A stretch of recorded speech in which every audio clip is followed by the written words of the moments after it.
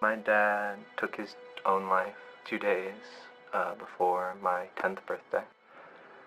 And I dialed his number. I was like, I just want to talk to him so bad, you know? And then I never did. Any man you talk to will say things have gotten worse in nearly every way. And it isn't getting better.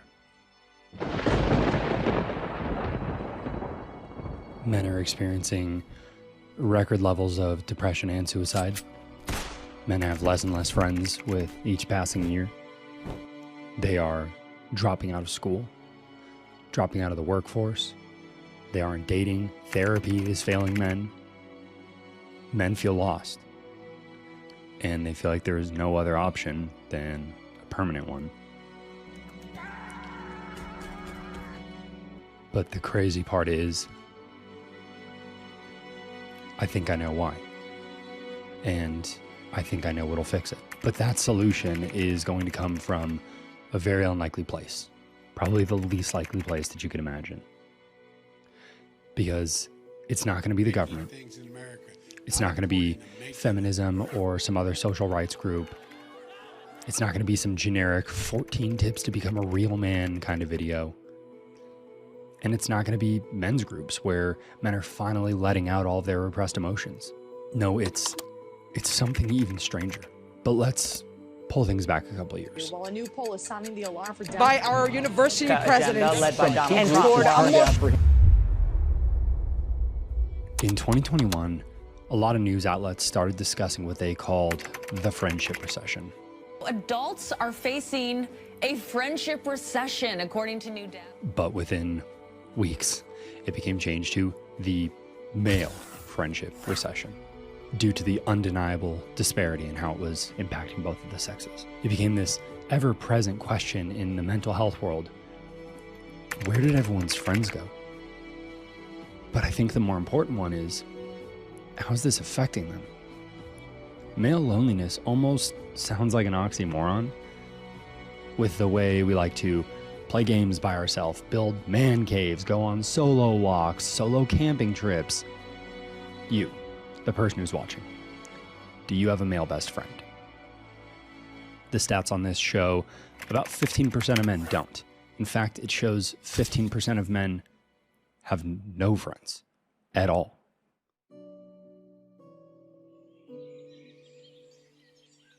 Sure, it can be nice at times. Time to work, time to think, maybe too much time to think with no real way to address those thoughts. But still, alone time for a man from the outside would appear to be all we can ask for until I don't think there is a single person over 20 that doesn't know of a man who's taken his own life.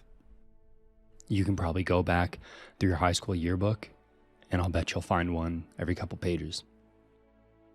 And for every single one of those men, there's a friend, a sister, a parent, blaming themselves for not reaching out or not noticing the signs.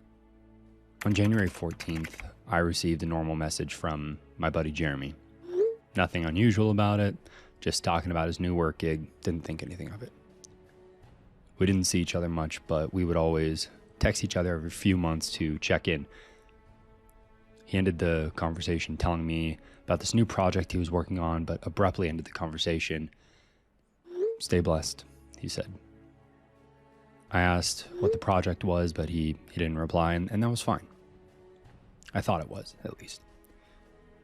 Later that year, I messaged him happy birthday. And in December, he took his own life. I went back to our messages and saw that he never saw that last message. I used to describe him as the friend I never saw but always talked to, and I can't actually remember the last time that I did see him. I don't know who the last person was who did. I don't know the last person that he spoke to. But I know that when people take their own life, alone is probably a word that doesn't even scratch the surface of how they feel. When I left his wake, I called a friend that I hadn't spoken to in almost a year. We'd had a falling out. It happens sometimes. He answered the phone, confused, understandably. Hello? He and I always shared the reality of our mental state with each other. It was kind of like having a sponsor for AA, but it was for how depressed we were. He was one of the few people who really knew where my head was at. And I think I was one of those people for him too. Years before this call, he had reached out to me, said that he'd made a plan to go buy a gun, that he was going to go out into the desert, and that he was going to take his own life. He said he didn't want to be found. He said that was just a couple days ago. I never forgot that. I never forgot how close the world was to losing Tommy. I'd known people to take their life, but never someone close to me. So when Tommy said that, it scared me. Like this unthinkable taboo, despite the times that it had crossed my own mind. So there we are, I'm in my Jeep, driving away from Jeremy's wake. It had finally happened. A close friend had taken his life. The closest death I'd ever experienced, and a suicide at that. Hello? I realized I'd been sitting there in silence, and I broke. You know, I cried. I said, no matter the state of our friendship, I hope he never did what Jeremy did. Not that I didn't understand the desire. I told him I loved him, and he said the same. We haven't spoken since. But I know he's alive. I know he owns a gun. And I still worry about it. Since I first started researching this episode, it had been about 5 years since I saw Tommy.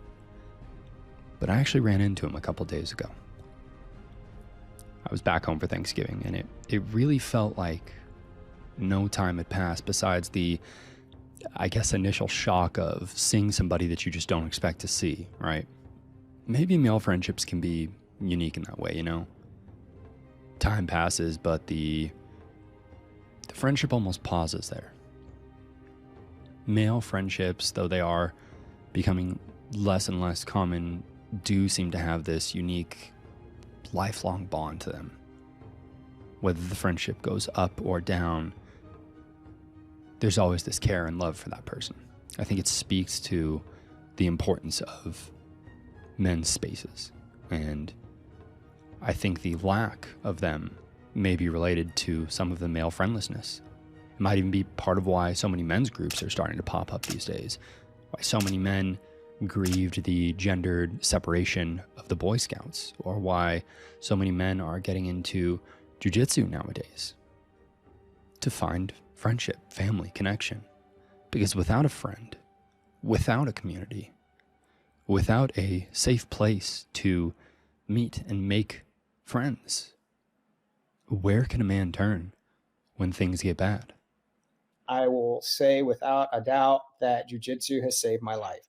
When we lost our son, Kai, it was my jiu-jitsu community that helped get me into a safe space. I was allowed to get on the mats. I was able to take out my sadness, my anger, my fears, and rolling with the people that I trusted.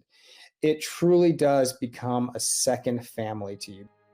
In December 2019, suicide became real to me, and likely at least 100 other people, because every suicide impacts at least 135 people, according to a 2019 paper. On February 1992, the year that I was born, the world celebrated the first International Men's Day. Then in 2010, it was changed to November 19th, the day I was born. A weird coincidence, but still relevant. I posted this picture on my Instagram, November 19th, 2017. Most of the suicides, homelessness, victims of violent crimes, workplace deaths, incarceration statistics, all men. It's a very, very complicated matter. Just consider this, that 93% of workplace fatalities are men. 4 of 5 suicides are men. Men are dropping out of higher education at very alarming rates. We're down to 38% now of college students are men, and it's dropping rapidly. The numbers seemed about as controversial as posting something like, oh, Nicolas Cage has been in over 100 movies, or technically bananas are berries, but strawberries are not. But it seems I was wrong. It didn't take long until the angry DMs and the unfollows began. Ew. Why are you posting this? I can't tell if this post is serious. You'd have thought that I posted, men are better than women, or something. The most memorable was probably, LMAO, what do men need a day for? Because the answer to that was in the post itself. Where was all this coming from? The responses seemed to amount to, if you support men, then you are against women. In 2016, Duncan Green and Gary Barker wrote an article saying it may be a, quote, bad idea to support straight white men. They did make sure to clarify the color and sexuality several times. But why is it a bad idea? Well, International Men's Day has a goal to be, quote, an occasion for men to celebrate their achievements and contributions while highlighting the discrimination against them. So I'll ask again, why is that bad? See, according to Duncan and Gary, it, quote, puts the focus on individual men and not on the roots of the problem. It asks us to pat our backs while identifying our victimhood. It suggests that somehow we as men deserve attention alongside other international causes. A revolutionary thought, in my opinion. Maybe half of the global population might benefit from some international attention to various issues for one specific day. And I can already see the comments, oh, every day is International Men's Day. Listen, the idea behind what these two are saying is called zero-sum thinking. An easy way to think of it is like a seesaw. If one is going up, the other is going down. You'll hear me say this many times through this video, but attention and awareness are not zero-sum. Knowing that men are suffering does not mean you don't know or suddenly care less that women are. Sophia Warringer, when proposing that International Men's Day should be a major feminist talking point, said this: women thrive when men also thrive. Those who call themselves feminists should be highlighting the appalling suicide rate in men, tackling stigmas around men's mental health, and caring that boys are falling behind girls academically, not hailing it as progress. The campaign for gender equality should take up all causes, regardless of who is falling behind. It makes sense to me. Feminism is supposedly for men, right? In 2016, when the word feminism hit its peak search volume on Google, we were all regularly told that. What comes to mind when you hear the word feminist? I'm wondering if you imagine someone like this. I don't know, I kind of do. Honestly, what a feminist is simply a person who believes in equality for men and women. It's really simple. So why are men's rights and men's mental health treated like a bad word, a bad thing? So this is what we're going to be covering today. Depression, suicide, expressions of emotions like crying or talking, traditional talk therapy and what good, if any, it does do for men, assault and domestic abuse shelters, sex abuse of men and boys, social expectations of men, workplace deaths, men being the, quote, expendable sex, prison, feminism, trying to really understand if there is truth to the claim that feminism is a pro-men's movement, which could probably be a video all on its own. Education, dating, parental rights, divorce, the demonization of young boys, and so much more. Because of the nature of YouTube, Topics like these almost never get monetized, and I will likely still need to censor certain words. I'm not going to ask you for money, only that you listen with an open mind until the end. Think of the people in your life that these sections apply to, and I ask that you understand I went as deep down every rabbit hole as I could to truly cover all of this. But know that I will still fail despite the several hundred hours that went into this. To give as comprehensive of a breakdown as possible, I've done two things. I have several questions that I posed to my Instagram followers, over 2,000 people. Each of these polls averaged about 150 people answering. Some of these questions I first asked almost 2 years ago when I released episode 27 of the podcast, my first episode on men's mental health. These questions were targeted at men, but some of them are kind of more of a perception thing, so I asked women to vote also. I also asked women to vote so we could have a bit of a comparison. In that comparison is not an intention to create division, but to show what I believe is a stark difference in certain social concepts like women crying, asking for help, and what it's like for men. It ended up being about 50-50 men and women voting. So as I go through these, I'll only be discussing male votes unless I think the female comparison is noteworthy on certain topics. I will also be having small clips from several interviews I did with real people to discuss these subjects, which will be interspersed throughout the episode, as you've already started to see. I'd like to thank them all. Andrea Aiden, a family law attorney who specialized in men for years. James Wright of kimonosforkai.org, who lost his son Kai and now runs a nonprofit that discusses youth suicide. Cruz Cathersides, Forrest, my mother, Ben, Leo Dominguez, who lost her husband, Mike Rock, an Army Green Beret who now works in child sex crimes. If you'd like to hear more from him, you can check out episode 36, which is a full episode with him. Garrett, a men's dating coach. Kevin Brunet, who grew up in one of the world's strictest religions, and my best friend Wes, who is remaining mostly anonymous. I'll link the social medias and relevant websites in the description, and I will also have a private link to some of the full interviews with these people. Stats and numbers can sometimes be too abstract. Faces and voices, I believe, make people see the reality of this. And for that reason, this discussion will not be holding back on details. This video only represents my views and none of the collaborators, unless explicitly stated otherwise. Now, I'm going to say this one time, and that will be it. Talking about men's rights and men's mental health does not diminish women's experiences. When I talk about men and women or feminism, it is because it is a contrast and a comparison. Using this information in a negative way is not my intention, and if it ever seems that way, I want to be clear, it is not. We should be able to discuss men's and women's rights respectively without needing to include the other, though there may be benefits to it at times. This episode is about men, and it will be treated as such.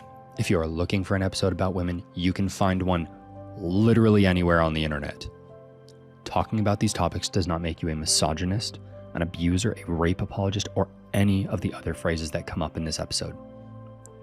No one should need to apologize for talking about this. And anyone who makes you feel like you should is wrong. No one should need a paragraph of qualifiers for a discussion of a group's struggles, but here we are. If this is your first time here, I make bi-weekly deep dives into fitness, nutrition, and wellness pop culture trends, as well as holistic bodybuilding and powerlifting content, so make sure to subscribe to hear more of that. Obviously, this episode is a lot more in the mental health space. I will not be doing an Amazon gift card giveaway how I usually do, but instead donating money to Kimonos for Kai. Kimonos for Kai is a teen and preteen suicide prevention and awareness organization where we try to help kids through trusted adults. We try to help parents start those genuine conversations. We do many other things. We actually provide funds and money for families that have lost a child to suicide to help with memorial services, with their funeral expenses. Because I know when we lost our son, we were not financially prepared for that. That is not something that we had ever even imagined or considered, having to do planning for in case we had lost a child. And so many of the families that we deal with through Kimonos for Kai are in that same exact boat. And so we'll give them grants of money from anywhere from $1,000 to $2,500, however much, depending on their needs. What we also help with is if a child is in crisis and a family contacts us and say, oh my God, our child we don't know what to do. He wants to kill himself. He's told us he wants to kill himself. Or we found a letter, his suicide letter. What can we do? We will then again also pay for a therapist, psychologist, somebody, their hourly rate to get that child out of crisis. The way I will calculate this is going to take some vulnerability from those of you watching. On YouTube, I have a pinned comment that says, say their name. Put the first name of the person who comes to mind when you hear men's mental health. This can be yourself, someone you've lost, or someone you see struggling. I'm not a wealthy person by any means, so I will donate $3 per name posted, up to $300. There's a concept out there called the second death, which is after you've passed away, the last time someone remembers you or says your name. So I'd like to think as these comments to function as something like a workaround for that. So with all that out of the way, guys, my name's Andrew with Holistic Motion. Let's get into it.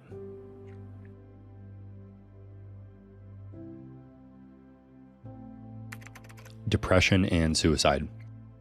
Almost 2 years ago, I asked my followers, in the last year, have you been depressed for more than 2 months? The data says 30.6% of men have. More recently, when asking that again, my poll had 67% of men saying yes. But there's something in this study that I didn't notice the first time I read it. They use two different metrics, a scale of traditional depression symptoms and male type depression symptoms. Male type to differentiate how men show and deal with depressive symptoms, usually just impulsiveness and irritability. There are a few problems with that first number though. Men generally won't talk about this, so they don't get counted. It's like putting out a poll to see how many ghosts there are in the world. How are we going to find that out if they don't or can't answer? Although the stigma around men's mental health has decreased, according to some, there are still many residual issues. Some men do something very strange when they're suicidal. They put themselves in very, very high-risk situations, almost to make like a plausible deniability out of their suicide.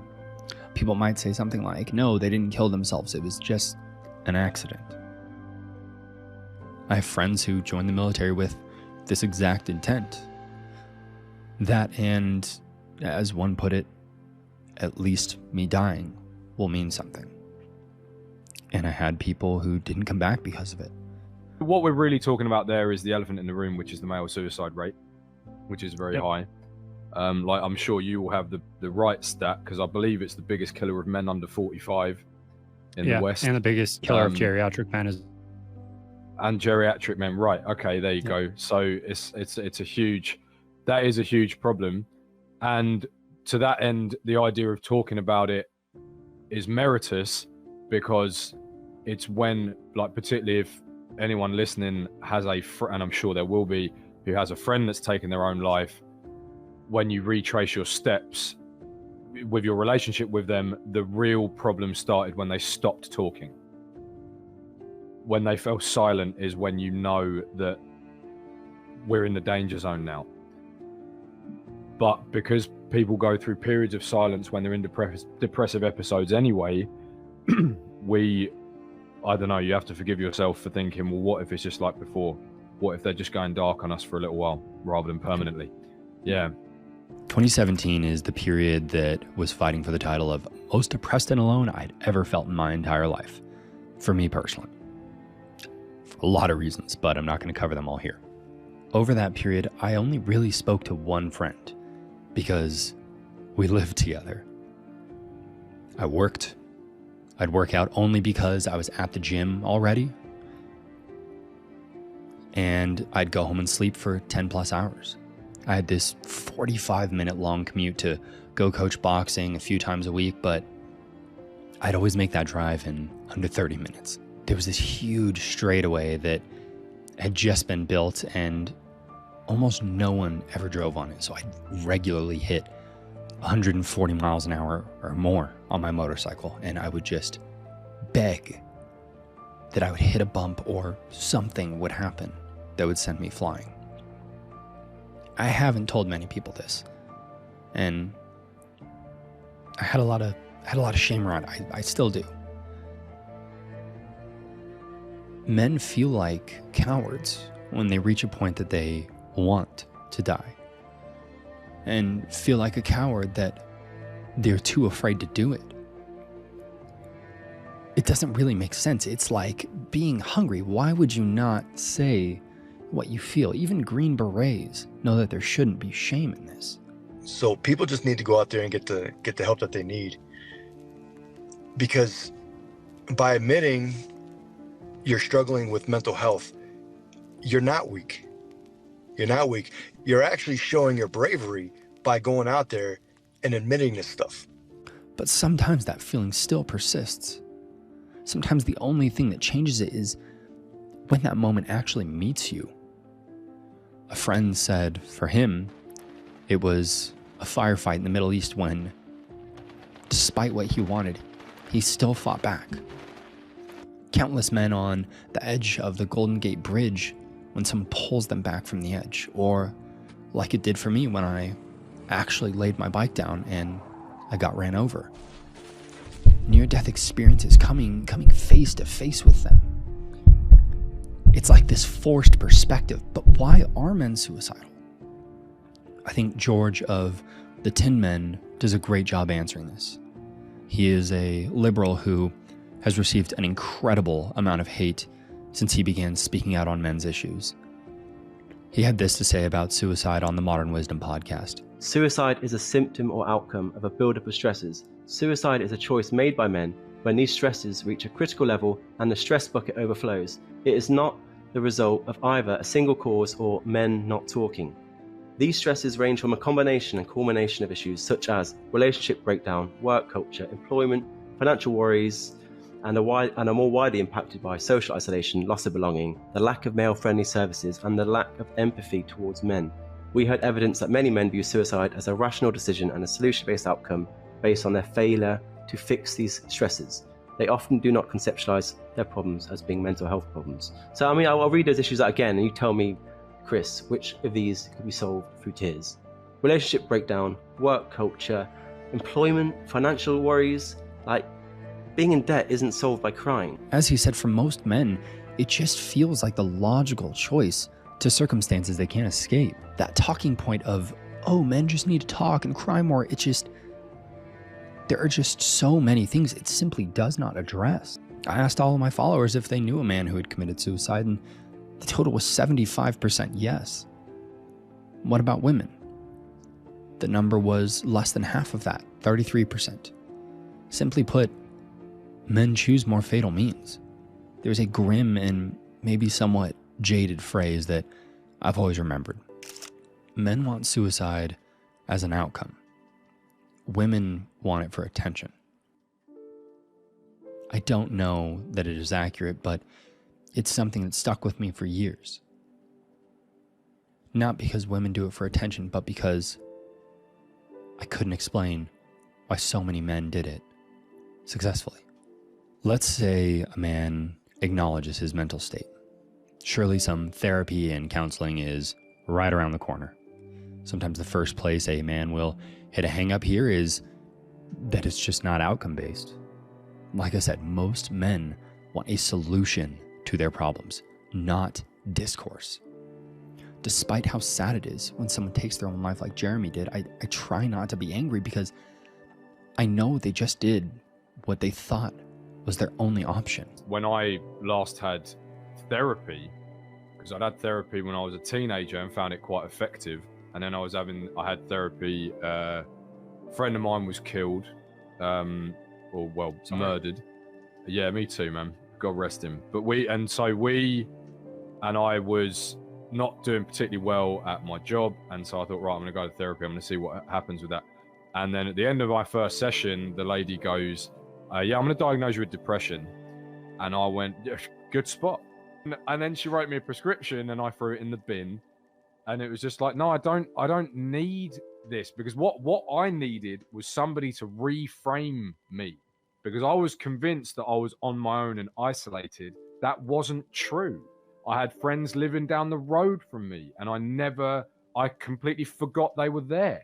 And I think that is a universal for men overcoming challenges with their mental health, is it has to be actionable.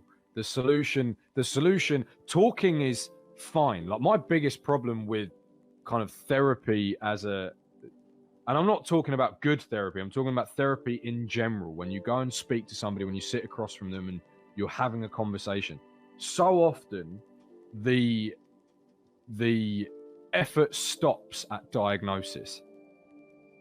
And now it's like, oh, well, I'm depressed, and that's it now. That's my little get out of jail free card. If I'm underperforming at work, if I'm not pulling my weight in my relationship, if I am in any way dropping standards, well, you can't have a go at me because I'm depressed.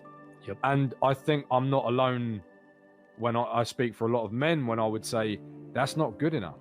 Yeah. It's not a good enough excuse. It's okay, cool, you're depressed. What are you going to do about it? It is undeniable that if you want to find a therapist, it is possible. But is that something most men are actually aware of? Because if the answer is yes, then one could reason that men's mental health would be good. Like if somebody said, oh, there is enough food, you can assume they would not be hungry. So when I asked my followers this, nearly 50% of men said, yes, there are enough resources. But of that group, 50% of them voted that social norms don't allow men to access them. And of that group, 67% of them voted that they have considered suicide. That means that 20% of the total men's group, 1 out of 5, think that there are enough social supports, but social norms have created a block for them, and that they are suicidal and hopeless. I literally cannot make sense of these numbers. The numbers don't work. I don't know if this is denial or if this is mental gymnastics, but maybe it's in the female answers that we can find some clarity, because 87% of women say that there are not enough systems in place for men. So here's what that tells me. Men are blind to our own suffering, or society doesn't fucking care. How are 50% of men saying, yeah, things are good, and nearly 90% of women are looking from the outside saying, no, they're not? Let's assume this isn't a societal issue. It's just men being toxically masculine and not acknowledging their feelings and that they do need help. After all, 96% of men believe their mental health struggles are their problem to fix. This is likely related to the only 12% of men who've actually sought out mental health services. That number is up 4% from 2 decades ago, by the way. When you compare this to the unanimous no from women when asked if they thought their mental health was their fault, and the 21% who have acquired mental health services, it makes you wonder why. Is it because of this outdated idea that men should just pull themselves up by their bootstraps? If so, is that because society doesn't want to see men who are not stoic and unshakable? If yes to that, is that because it's how men just generally are, so it's what's expected? Or is this completely inverted? Regardless, it becomes undeniable that a lot of men just simply aren't seeking help, or at least it seems that way. The sad reality is that even if men do, does it really help? Hidden in therapy, are most men finding a solution that they're seeking? According to a paper from menshealthforum.org, nearly all of the men who took their lives, 91%, had been in contact with at least one frontline service or agency. 2/3, 67%, had been in touch within 3 months before their death. 82% had spoken with their GP or primary care service, but half had been in contact with mental health services, and nearly 1/3 of them in contact with the justice system. George from the Tin Men gives us an even more comprehensive look here. Well, I suppose we've got like the whole concept of like suicide is caused by toxic masculinity, which is a popular feminist concept that originally came from the myopoetic men's movement, but it's obviously been adopted by feminism. And that's used as a lens, a warped and ineffective lens, in my opinion, to understand male suicide. Again, to blame men on being so toxic. And if men would talk more, then surely the male suicide rates would come down. But the problem is, there's been studies on that. There's been studies on that too. And there was one study last year, University of Manchester. It looked at men who had completed suicide, and of all the middle-aged men who had died by suicide, 91% of them had sought help. So 91% had actually been and gone to therapy or some sort of healthcare provider. And I think 30% of them had sought help the week before their suicide. So it's like, well, you're telling men to talk, but 91% of men who died by suicide did talk, and they still died. And even more shocking is that of those men who died by suicide, who had been sort of seen by a clinician, 80% of them were deemed low risk or no risk. So of these men that died by suicide, 80% were seen as no risk or low risk. So I think it's more likely that we're simply just misreading male distress, because a lot of our psychiatric interventions and the psychological industry in general is often based around women's needs and women's behavior, because it's an industry dominated by women. It makes total sense. Like we look at industries that are dominated by men, and we rightly identify the ways in which it creates spaces for men, like environments for men, like ideas and strategies for men. But we don't look at the psychological industry, which is dominated by women. It's like 85% of clinical psychologists are women. And naturally, not saying it's intentionally done, but naturally that will create ideas and approaches that are perhaps more beneficial to women than they are to men. And maybe that will help us better understand why suicide interventions just don't seem to be working on men as well as they do for women.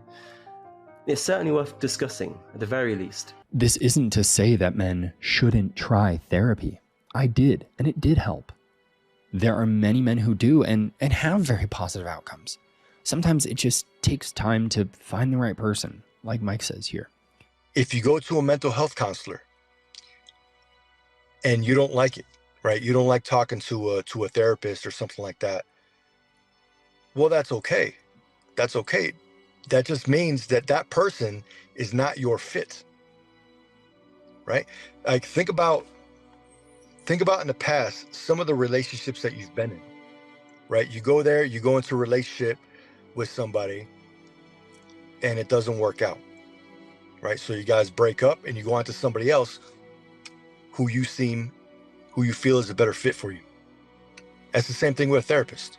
Okay, you go to a therapist, you go on some dates, you realize, you know what, this person isn't for me. Let me go try somebody else. You will find the right one eventually. Yeah, exactly. You might find the right one eventually. You're going to go find your person. That's happened to me, actually. It happened to me too. I went through like fucking 5 therapists or something like that. Personally, I found the most benefit with a male therapist. In some way, it was like it kind of supplemented the void of male friendship and connection that I was missing. If I were to rank the efficacy of different styles for me personally, it would be talk therapy, unfortunately, at the lowest by quite a bit, but still useful. EMDR was surprisingly effective, and at the absolute peak, the thing that I personally credit with an 80% reduction of symptoms, including mood disorders and various diagnoses, psychedelic therapy with a male therapist, specifically MDMA therapy, though different medicines have different uses.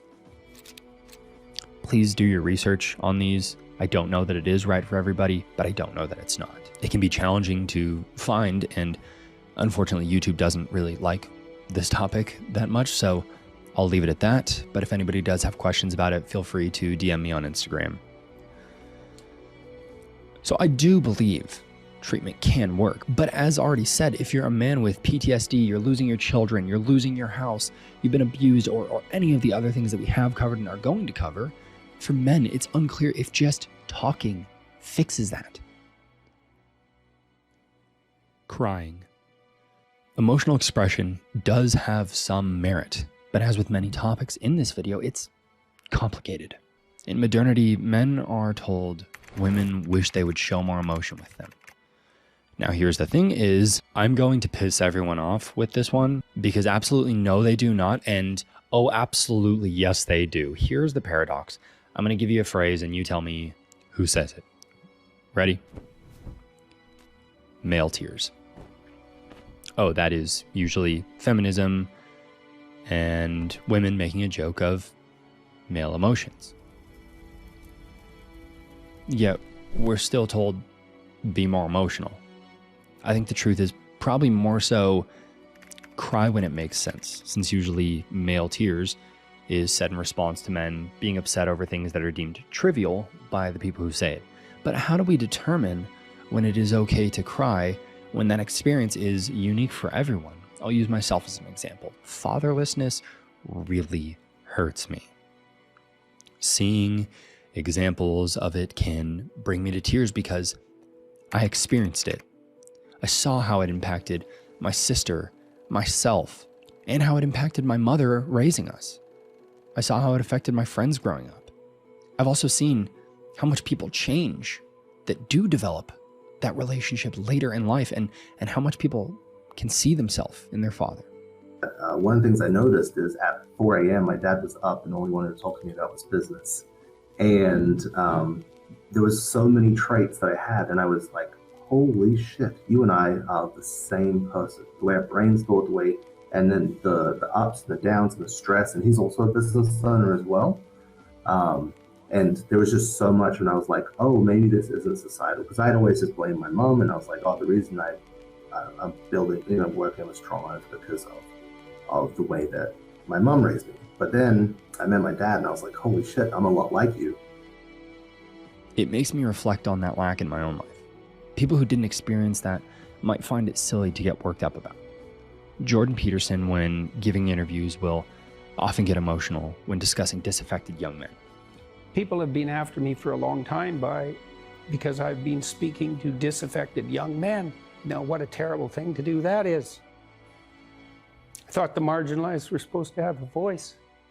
It's making you emotional, talk about it. Well, God, it's very difficult to understand how demoralized people are. And certainly many young men are in that category. And you get these casual insults, these incels. What do they mean? It's like, well, these men, they don't know how to make themselves attractive to women who are very picky, and good for them. Women, be picky. That's your gift, man. Demand high standards from your men. Fair enough. But all these men who are alienated, it's like they're lonesome and they don't know what to do, and everyone piles abuse on them. You've been so controlled today, and yet in that brief moment, you got very emotional. Why? It's really something to see constantly how many people are dying for lack of an encouraging word. And how easy it is to provide that if you're careful. Give credit where credit is due. And to say, you're a net force for good if you want to be. Do you believe you're a net force for good? Net, yes. In all the details, probably not. No one's perfect. So people make their mistakes as they stumble uphill. He cries over something deeply unsettling to him, and from this come massive compilations, memes, comments, tweets from men who are likely uncomfortable with it themselves, but also women who, when you go through their Reddit and Twitter post history, will start talking about feminism and how feminism is helping men with exactly this issue. They'll say how it is the patriarchy that is putting its foot down on male tears when it isn't the patriarchy that are collecting coffee mugs that say male tears, is it? What if men being told not to cry is something they aren't even learning from the masculine influences in their life? There's a really great study by a child psychologist in Canada called Crystal Tomlinson, and she found that it was actually mothers who were perpetuating harmful gender stereotypes into their children. The fathers didn't really care either way, but it was often the mother. And I'm like, so they did basically a IAT test, I think it is, where you're looking at different images of girls and boys exhibiting different behaviors, and it basically measures the response of mothers and fathers to the different expressions of emotion. So a boy crying, for example, and it found that the mothers were a lot more disapproving of like things like boys crying, so boys breaking the gender stereotypes, and then it found that surprisingly fathers didn't seem to have really any sort of preference either way. Harry Truman once said, "It is understanding that gives us an ability to have peace." When we understand the other fellow's viewpoint and he understands ours, then we can sit down and work out our differences. But this presupposes that you want peace and understanding. If the rights and understanding you afford to people only go as far as you like them or their message, can it really be said that what you claim to want is true? Can a self-proclaimed feminist, whether male or female, truly be for equality when their acceptance of crying men is discriminatory as soon as one is seen as their enemy? The distance from A to B and B to A is the same. So as challenging as it is for men to understand women, it is for women to understand men. Cassie J, the director of the documentary The Red Pill, said this in her TED Talk. When you start to humanize your enemy, you, in turn, may be dehumanized by your community. And that's what happened to me. Rather than debating the merit of the issues addressed in the film, I became the target of a smear campaign. And people who had never seen the movie protested outside the theater doors, chanting that it was harmful to women. It certainly is not. So if male sadness, male struggles, if these things become acknowledged, you cannot see men as your enemy.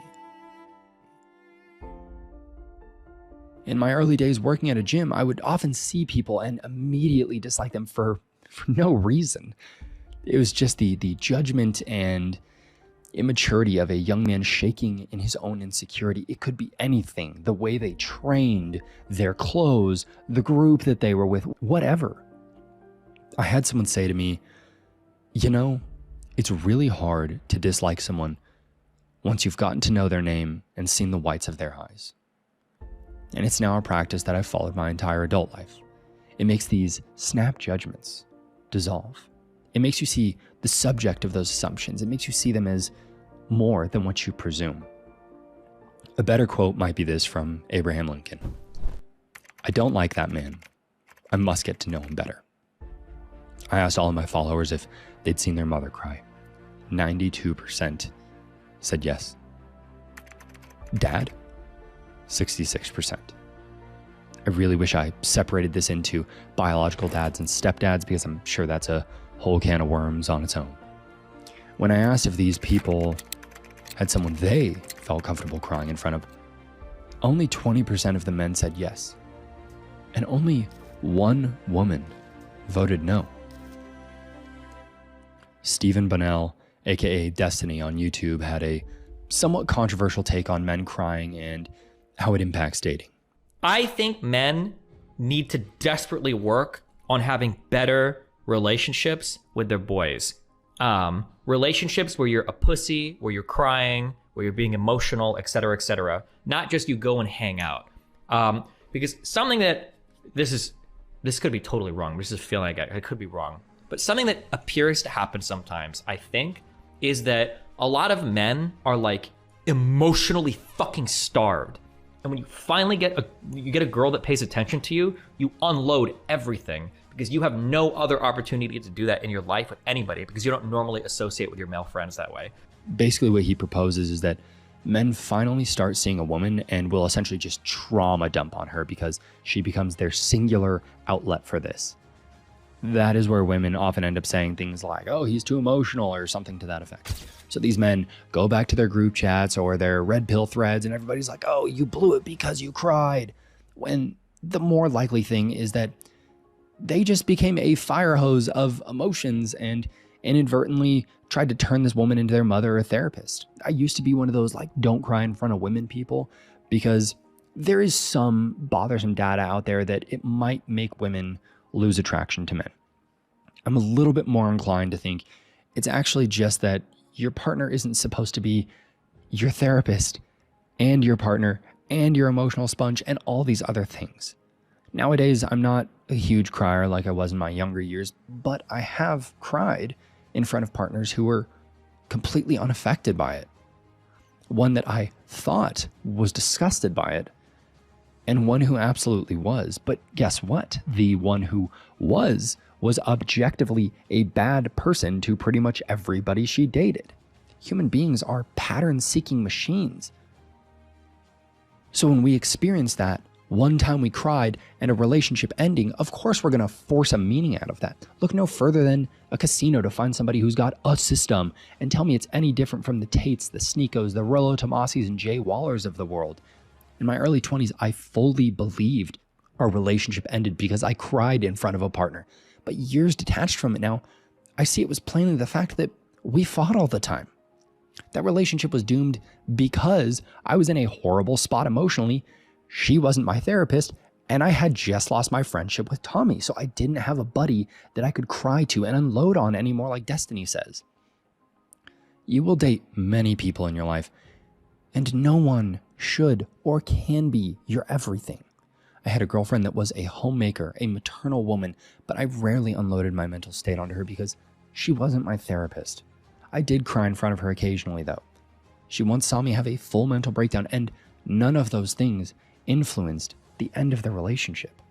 On the other side of that coin, I was often the emotional sponge for her. I usually cooked our food, but she never relied on me for finances.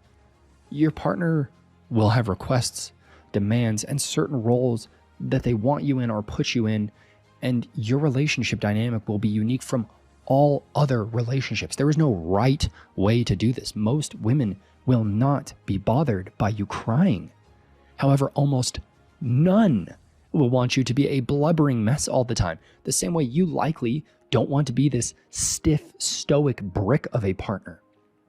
Or maybe you do, but not all the time. Ben echoes this much more succinctly.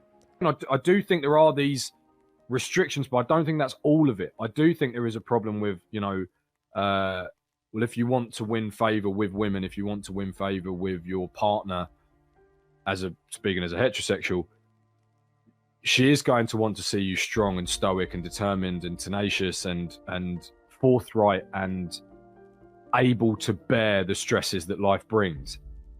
So yes, that will result in you maybe being apprehensive to talk so openly when you're struggling. Does that make it wrong? Is the question that I would throw out there. It's the question of nature versus nurture too. Like, did this come because of social things? Did this come because of female expectations? And society expects men to be like this because this is how we are on some level. You know what I mean? Connor Beaton puts it a little bit more like this. That's the real crux of it. That's that when women say, I want you to be more vulnerable, that's generally what they're saying. They're like, I want you to know what's going on inside of you and be able to communicate it and maybe have some resources, but I don't want to be responsible for supporting you with it. That's generally what I've seen a lot of people saying. Most people out there are not these cold, calloused, spiteful, angry, bitchy women that you see in these tweets, that you see these horror stories about. I'd even say they are a very small minority. Most women are extremely kind, loving, caring people. And as you meet more people, as you date more people, you'll see who that is quicker and quicker, and it will become easier to find that right person. Because the right one for you is going to be someone who, when you cry, is going to be there through it and will oftentimes even hold you through it. Has a guy ever cried in front of you? They have, yes. Were you turned off? No. Is it okay for a guy to cry in front of a woman? Yes. Yes. It's sweet. We've covered the emotional demands of masculinity, but what about the provider demands? For almost all of time, the expectation for men was to be the main financial providers. I feel like there used to be this prestige and respect for taking on the role of the breadwinner, at least through my childhood. I remember my stepdad would always get first pick at dinner, kind of like a reward for doing it. And what does Daddy get for all his work? The big piece of chicken. That's all Daddy gets. When I was a kid, my mama would lose her mind if one of us ate the big piece of chicken by accident. Some say this role is rooted only in societal norms and expectations, but this dynamic is not solely due to patriarchal structures, as some people might imply. Various economic, social, and cultural factors have played significant roles, so it's important to consider those other aspects. Men have historically just been more inclined to take on jobs with higher risk, longer hours, more travel, such as roles in the military, blue-collar jobs, government and executive positions. With those jobs does come higher pay, but this isn't just about social expectations. That said, men's personal choices do also contribute to this trend. One of the less commonly talked about ones being a sense of purpose. The military, for example, despite oftentimes horrible living conditions, horrible pay, and possible loss of life, it is often where men feel their happiest. I made 25 grand, I think, my last year in the military. People will say that's not including like the barracks and the food, and the barracks were it was a condemned building. It definitely wasn't for any of those things, and it definitely wasn't for the money. You get into that place and you have all the fulfillment in the world, and somehow the happiest place that you'll ever be in life. I mean, I think since I had my kid, that is the happiest thing. But if I hadn't done that, you don't have a lot of purpose. And that's why you see like a lot of military members become police officers. Like, military members are some of the most anti-government people in the world. Like, they don't typically want to join, to be in the police force or any cog of the government anymore. But that's where they're finding brotherhood again. That's where they find the connection and the brotherhood and all that. So why did the public opinion on this change when what appears to be behind a lot of this work and the risk they're willing to take is something like familial altruism, to provide for a family? Furthermore, are these jobs, the supposed power that they give, really all that it's cracked up to be? What is the real cost of all this work? So do you think that men are being discriminated against in any way? Not under the law. Men are not disadvantaged under our laws. Or in the business world, as a class, men are not underrepresented on corporate boards or at the top of the Fortune 1000 companies. In the corporate world, in the business world, in a lot of parts of academia, in the military, in the sports world, still pretty much a male-dominated world, and where a lot of the privileges and power and status accrue to men. Men are advantaged over women, no question. No one can debate that, not with a serious, not in any seriousness. Depending where you look, CEOs are 70 to 90% men. A 12-year-long study through Harvard found that on average, CEOs work 63 hours a week. These are also jobs that you never really stop at. CEOs are always on the clock to some degree. According to another study, CEOs worked 9.7 hours per weekday on average. They also conducted business on 79% of weekend days, putting in an average of 3.9 hours daily, meaning working 82 of the 104 weekends each year. just like any other day of the week. They also worked 70% of vacation days, averaging about 2.4 hours daily. I think it goes without saying, the CEO's job is relentless. Occam's razor is a principle that states if you have two competing ideas to explain the same phenomenon, you should prefer the simpler one. Why might these be such male-dominated positions? Well, it could be motherhood and pregnancy impacting the ability or desire to work that much. It could be that men tend to work more than women as a general rule. I also work 17 hours a day because I want to provide. In fact, after marriage, men tend to boost their working hours by more than 4%. One might call this an honorable thing to do, if you see this as them working to provide for their family. And it could be that those three things put men in a more common position to be recognized by superiors and climb the ranks through that company. But remember, with that benefit of promotion comes the drawback of up to 1,200 extra hours of work per year. But yes, men are also overrepresented in the political sphere, making up between 60 and 80% of these positions. The time, the travel, the loss of privacy, the social beatings that you must endure, the enemies, foreign and domestic, that you gain, for whatever reason, we're at a point right now where the average man is more willing to take on these issues than the average woman. That, I believe, is where the assumed benefits seem to stop. This is where the almost compulsive need to work comes in. I asked if men had a general feeling of being a failure. Almost 50% of them said yes. I scrolled through those people who said yes, and at least half of them are making 6 figures a year. They own a home. They have a huge business. It begs the question, at what point does a man feel successful? How long will they sprint to achieve a feeling of significance and worth? Men often speak about this feeling of being expendable. Work the job, regardless of the risk, regardless of the hours. You must provide or die trying. You got to learn some lessons, some man lessons, okay? I know it's hard being a woman, but there's a coldness that you have to accept when you're a man. It's like the world's cold as a mother, okay? You get older, one thing I learned, only women, children, and dogs are loved unconditionally. A man is only loved under the condition that he provides something. I've never heard a woman in my life say, you know, after he got laid off, we got so much closer.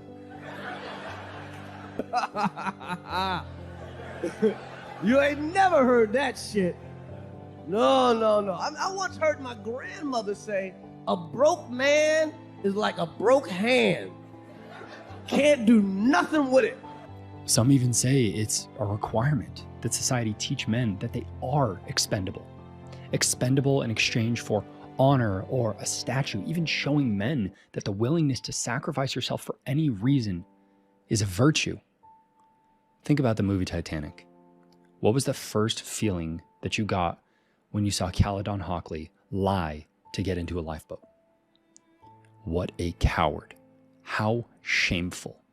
But what did all the young boys watching, myself included, think when they saw that captain go down with the ship? That is a real man. That is a brave man. That is an honorable man. The orchestra playing to ease the stress of the people running for their life. And what about the man and woman who stayed in their room as it flooded with certain death approaching? I was shocked to see a woman stay. But I'm going to tell you something that might surprise you. The idea of women and children first is apparently a myth.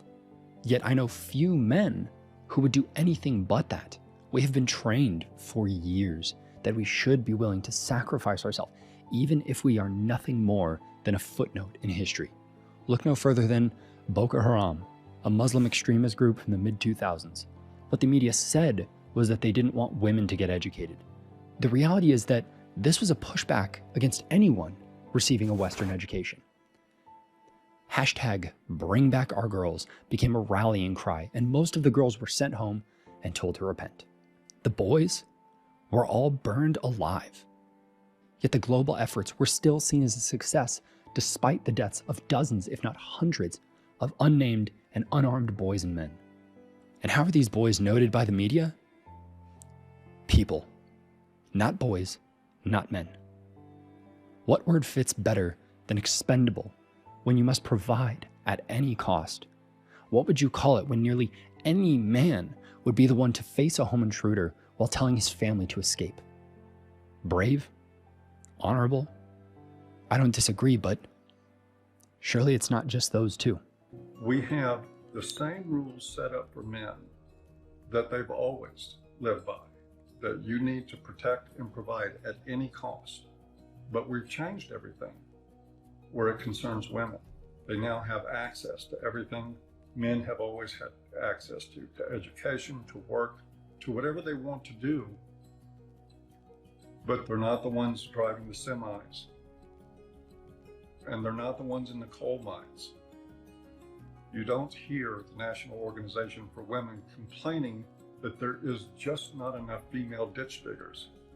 It is still men carrying the lion's share for what it takes to operate and maintain this society.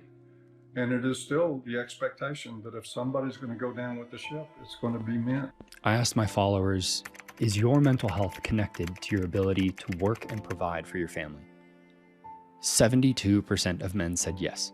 No wonder half feel like a failure. What is noteworthy is that of the men who voted no, none of them are fathers.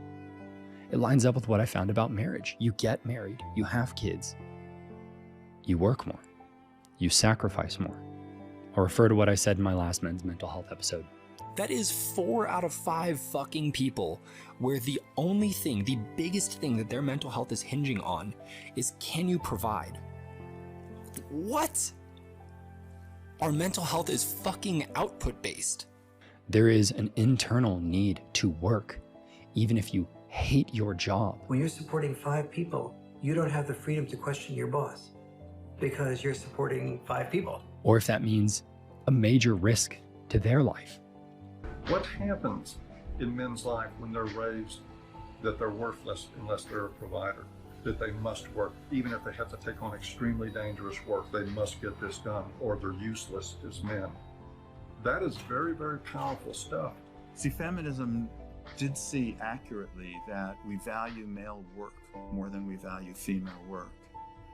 But there's also the issue that we value female life more than we value male life. Or the military, where nearly every single combat death is men, past and present.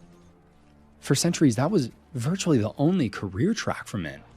Generation after generation being taught to push things down, to not express, to focus on the task at hand and fix it.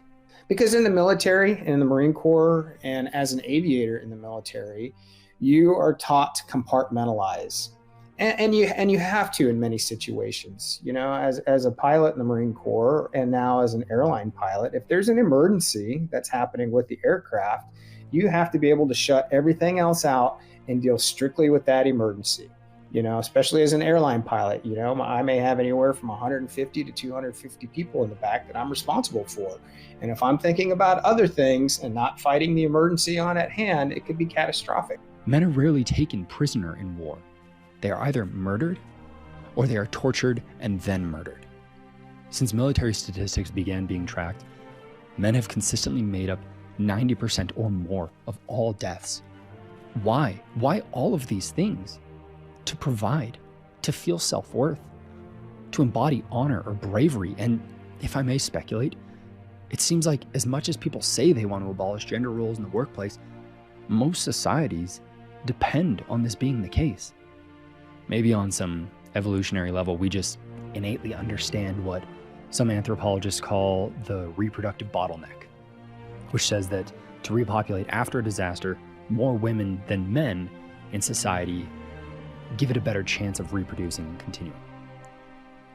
How is any of this privilege? What about when work is literally not a choice? For example, we never hear about how men were excluded from the Forced Labor Convention of 1930 for years. The Forced Labor Convention was an international treaty that banned slavery and forced servitude, but it made an exception for able-bodied males ages 18 to 45. And eventually they got rid of that, but there was still an exemption for prisoners and military, which is 90% male. In our present day efforts to end slavery globally, many drafted works were in support of women and children, with men not being mentioned until several drafts later. Work is such an intrinsic part of traditional, healthy, masculine men that when we lose our employment or the ability to provide, our suicide rate goes up by 1.5 times. My husband committed suicide on April 28, 2019. He had been going through some health problems the 1.5 years before this happened, and that really took a toll on his mental health. Not being able to take care of his family, he wasn't able to work, and that left him really, really depressed. And even though we were able to get that health issue fixed, I think that was still like attached to him, if you will. His mother and his sister had come over to try to help him, and he just kept pushing him out of the house and telling everybody that nobody loved him and that he was tired of taking care of everybody else, and he just didn't want to do it anymore. His sister got a hold of me, and I told him where all the guns were, and she got all of the guns except for this rifle that my mom had given him. It was one of the ones that belonged to my father, so it was a gift to him. And he had pushed her out of the house, and so they called the SWAT. Police were all there, and he barricaded himself in the house and just kept yelling at them for them to shoot him. And finally, he took that rifle, and he didn't have any bullets, so he took that rifle and he walked out of the house and pointed it at the police, and they shot him dead in front of the house. We are all familiar with the idea of yin and yang, that little dot on each side being the light and the dark, and the little bit of dark in the light. What if we call these jobs the light? What if that looming weight of depression or worse is that little bit of dark? In many cases, yes, men do tend to make up the top of the distribution, but they're also usually the bottom. So women tend to fall along the middle of these distributions. So yes, men can be advantaged in this way, but they can also be the most disadvantaged. How many people not in this role would be willing to take that dark in this light? And can it still even be said that it is just a little? Abuse and assault. When I was in elementary school, I had these 2 girls that used to pick on me all the time. Like a lot. Throwing rocks at me, pushing me off the swing set. You get the gist. I'd go home and I'd complain about it to my mom, and she would say, oh, it's probably just because they have a crush on you. Now, on one hand, who could blame them? But the problem was, I was like 7, and I thought girls were gross, so that wasn't going to end well for anyone. They always came up when I was hanging out with my boys, Alex and Patrick. They kept bothering me, and Alex wasn't having it. He had just broken his arm a few weeks before this, and we had all discovered that a cast is a really good weapon. I'm sure you see where this is going. Cue Alex in detention, and one of the girls with a couple marks on her face. On some level, I knew that what he did was wrong. My mom and stepdad, who I just called dad, by the way, they always raised me to not hurt my sister, despite the fact that she was older and stronger than me for years. But I asked my dad, what are you supposed to do in situations like this? His lesson here was what I somehow already knew internally. Do not hit back. This isn't going to be a, here's why men should be able to hit women shtick, or the equal rights, equal fights thing. But boys and men are facing a silent epidemic of abuse. As children who are told to man up, or as men who are told it isn't true or it wasn't that bad. There are times when men will defend themselves, and they're the ones who leave the house in handcuffs. And there are times where both parents are complicit in their child's abuse, either by commission or omission. My dad abused me and like physically abused me. By proxy, that mentally too, I guess. But yeah, my dad would hit me. One of my earliest memories was I was late to school. This was like preschool, maybe even kindergarten, and my mom was taking me to the school, and for some reason she just didn't drop me off. I don't remember why, but she just didn't drop me off. And when my mom came back to the apartment we were living with my dad got really upset with her. I don't remember fully the reasoning, but I remember this distinctly. He broke off a leg of a chair and started beating her with it. And then I got up on his back and I started like hitting him because I was watching my mom get abused. And my dad would hit me, yell at me. The last time he physically harmed me was before he went to prison. I was helping him wash his work van, and he said, "Hold this pair of tools." I think it was like pliers or something. And I was holding it, but I also had to wash the van, so I put it down on the ground and started washing the van. That upset him so much that he grabbed me by the arm, threw me onto the bed, and started punching me because he was drunk and I didn't listen to his instruction. That was the last time it happened, and that was in 2004, so I was 10 or 11 when that happened. Did your mom ever go to a shelter or anything? No.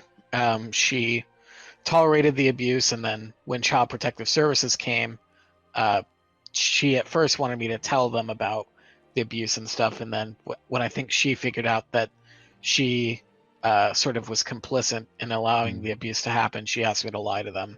But if none of that resonates with you, what about the young boys separated from their families due to discriminatory shelter practices, and men with often no shelters in sight? Well, why don't men just open up their own shelters? Erin Pizzy, a feminist and men's rights activist who you'll hear more about in a little bit, opened the first ever women's shelter and was applauded. In fact, she ended up opening at least half a dozen over time. Yet when she attempted to open the first men's shelter, she received death threats. She needed a police escort. She had to have her mail forwarded to a bomb squad headquarters. Her dog was shot and killed on her property. It eventually got so bad that she had to flee the country for her safety, all because she wanted to create a men's domestic violence shelter. In 1991, Earl Silverman of Calgary, Alberta, escaped an abusive wife. Attack after attack after attack, ridiculed by police, accused of being the abuser himself. When he attempted to seek refuge, he discovered that while plenty of shelters for women exist, the only publicly funded services available for men were anger management. So in 1992, again the year I was born, he founded the Family of Men Support Society, a telephone support line for men in crisis similar to what Earl had experienced. It never received government funding, but Earl didn't give up, and 8 years later he opened the Men's Alternative Safe House, aka MASH, in his own home in Calgary, making it the only privately funded shelter for male victims of domestic abuse in Canada. Emphasizing privately because, again, there were no public ones that received government funding. 4 years later, it ended up getting listed in the SAFE, Stop Abuse for Everyone resources, so more people could find it. Despite what I learned as a child, don't hit back, it still to me seemed clear. If someone hits someone else, there should be some recourse. They should be in some kind of trouble, right? So why wasn't Earl believed? Why were there no options for him? Well, let's rewind this a bit. See, there's something called the Duluth model, and there are many things like this, but it is a system for rehabbing domestic abusers, which I believe is a very important thing to do. Even as a victim of some very heinous things as a child, I believe the goal first should be rehabilitation and re-entry into society. I also say this because, call me optimistic, I do believe people can change. So I picked through their FAQ a bit just to see how they go about this. One of the frequently asked questions on their site says, can men who batter change? Men. It then says their goal is to challenge men's entitlement to abuse. Okay, wait. This must just be using the word men as like a catch-all for all humans, like mankind. So let's read on. Another question, why don't you use gender-neutral language? Okay, maybe it's not meant to be a catch-all. Their rationale for why they don't is because this is, quote, a male problem. But what else is a male problem? Not speaking up when they are abused. Half of men who are victims of domestic abuse never tell anyone. A lot of people have this idea of like men are the primary perpetuators of like physical abuse in relationships. How much truth do you think there is to that? Some truth, although not as prevalent as you would think. I actually have a lot of cases where there is domestic violence allegations against the woman. And we have to remember how domestic violence is defined. Domestic violence isn't a bruise. Domestic violence doesn't mean you have to get punched in the face. Domestic violence is emotional abuse, it's mental abuse, it's financial abuse. It's a lot more than just this physical violence. And I have a lot of male clients who come in who don't even realize that they're victims of abuse. Probably a little bit of ego. And that's why the statistic is so skewed, is men don't report. Women do. Is my position here that women are abusers and men should live in fear? Absolutely not. It is that men and women are equally violent when given the opportunity. Erin Pizzy, the feminist and men's rights activist, had this to say about her time housing abused women. I did a study of the first 100 women that came into my refuge, and it's very clear that 62 of the women were as violent as the men they left. And, you know, there is this very big part of men that don't want to believe that women can be evil and violent and dangerous. And the thing I find with the people that I work with is that a man will freely admit what his father does, but he finds it very hard to admit anything about his mother. I have a hard time thinking of women being violent and evil and conniving. Should have met my mother. The absolute death knell to this claim comes to us from 2013. An analysis of 270 empirical studies, 73 reviews, and of over 440,000 people found that women are at least as violent as men in their relationships with their spouses.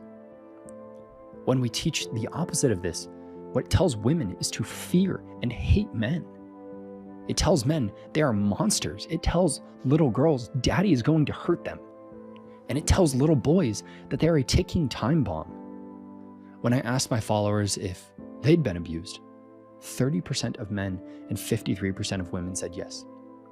Of those, about 50% of men and women said that their family doesn't know. So this does track with the data. But I scrolled through the male no's, and 6 of those men I know have been. It fits what Andrea had said. Men don't report, or they just don't realize it. Let me caveat that a bit, because that is a complicated statement. I hate the idea of talking someone into the fact that they were a victim of something. So more so what I'll say is that I had several men message me where they said, well, XYZ happened, but I don't know if I would really call that abuse.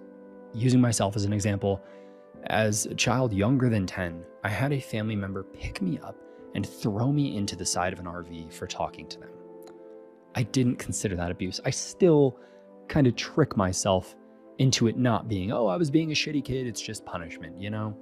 The problem is that if any other person told me that that had happened to them, I would call that abuse in a second. When we experience these things, we usually think, well, I survived, so it was okay. So who knows what the real number is for this? But I wonder if that skews the claim at all that men commit 85% of abuse. Their site goes on to say, usually women only commit physical violence as a response to defend themselves. But in a 2001 paper that looked at 31 different universities, men and women have near identical levels of abuse. Then a 2007 study on 14,000 couples found that women commit 70% of non-reciprocated violence, meaning that the victims do not hit back. But we're going to go a little bit further. Several papers over the last decade suggest that if you're a woman in a lesbian relationship, you have as much as a 50% chance of being abused by your partner in some way. So if all of that is true, even just partially true, why don't they use gender-neutral language when their 85% claim that this is a male problem? Seems questionable, if not, at this point, an outright denial of reality. When this model is applied in family court systems, the abuser is required to first admit to the abuse as a step to regain access to their children. Admittance of your wrongdoings or struggles is an important step in any form of rehab, but if you're falsely accused of this, what they're saying is to permanently implicate yourself in a crime. That is like demanding that someone admit to stealing in order to regain access to their own property. If they didn't commit the theft, so to speak, admitting to it becomes a false confession, putting them in an unfair position just to reclaim their parental rights. It becomes this paradoxical attempt at justice by possibly acquiring a false confession. So let's say a man escapes an abusive home. Where does he go? A lot of these numbers are unclear due to how many closures there were during the pandemic, and several of these being homeless shelters where they serve a similar but ultimately very different purpose. There are about 2,000 women's shelters across the US. They've existed for half a century formally with government funding. But believe it or not, there is a drawback here for women, specifically mothers. Boys aren't usually allowed at these shelters after a certain age, usually 12 when a boy begins the process of becoming a man. Listen, I get it. I'm sure if anybody was in this kind of situation, saw a boy, it might shake them up a bit. But this forces a mother to decide between protecting herself and her children, abandoning them at home while she goes to a shelter, or living on the street with them, or going back to the home, which might not be safe. We are so quick to see a child as a man when we villainize them. I had a therapist have to convince me that I was still a child at 11 when recounting what happened to me as a child. I get it. It just feels like something unjust is going on here. I truly do not know what the right answer is for this, but maybe someone watching does. So I'll leave it there and hope that there's some insight for this in the comments. I Googled women's domestic abuse centers near me in Denver and I found 12. I did the same for men and I got a phone number. There are a few co-ed shelters that do take men sparingly, but I kept hitting that same roadblock. I'd find a shelter for women and their families. Then I'd call, and sure enough, men and boys over 12 are evidently not considered a part of that family. This is so common that when a shelter does accept them, it is hailed as a huge move for progress. The Alexandria House in LA, for example, is one of the few homeless shelters that actually keeps boys with their mothers, and in an even bigger shock, doesn't kick them out right when they turn 18. When seeking progress, it's easy to fall into this perfection spiral. I refer to it as the perpetual improvement critique. It's like renovating a house. You redo the kitchen, and that is exciting. Then you realize the bathroom seems a little outdated. Now that's all better, but you couldn't help but notice your decor doesn't quite fit the new look of that house. By the time you've redone the whole house, you suddenly notice once again, oh man, the kitchen needs to be redone. In the context of social progress, we go, okay, you help women, but what about young girls? Oh, okay, well, what about young boys now? Okay, you guys are taking boys, but shouldn't you also be helping men? Okay, why are there no women's only shelters now? I know that we want progress, and I know that we want it now. But we also need to acknowledge that there are likely regulations and many cost-prohibitive things in this space that we just might not be aware of. So to shine a little bit of light in this dark, I do want to applaud the Alexandria House for taking a very large step in the right direction. But let's get back to Earl. Earl Silverman. After years of requests for assistance and raising awareness for male victims, 10 years ago, in 2013, Earl Silverman, the man who ran the only men's shelter in Canada, killed himself. He never received government funding. He ran the shelter out of his own home because there were none when he was a victim of abuse. He ran it all out of his own pocket. And when he ran out of money and had to close his doors. He killed himself, believing himself a failure. In his suicide note, he blamed the government for not caring about men and stated, "Maybe my death will create a need." Remember, 96% of men said their mental health is connected to their ability to work and provide, to have a purpose. And his purpose was taken from him. Not unlike Leora's husband, and not unlike Forrest's fellow Marine. He hurt his back really badly, so he didn't feel like he could really do anything or be a part of the group anymore. So he just hung himself one day. Didn't tell anybody. The only like visible cues were that he was super nice and wanted to hang out with a lot of people, because I think he was just vying for that connection more than ever, and he just felt like he wasn't good enough or couldn't hack it anymore, and so he took his own life. I think the guys that get out are more of the guys that lose all that connection and then don't feel like they really have a place anymore, so they just turn to that instead.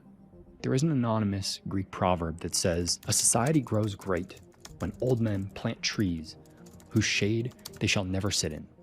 At the time of Earl's death, there were no men's domestic violence shelters in Canada, since the only one, had just been closed. From what I can see, there were between 0 and 3 in the US, depending how you define it.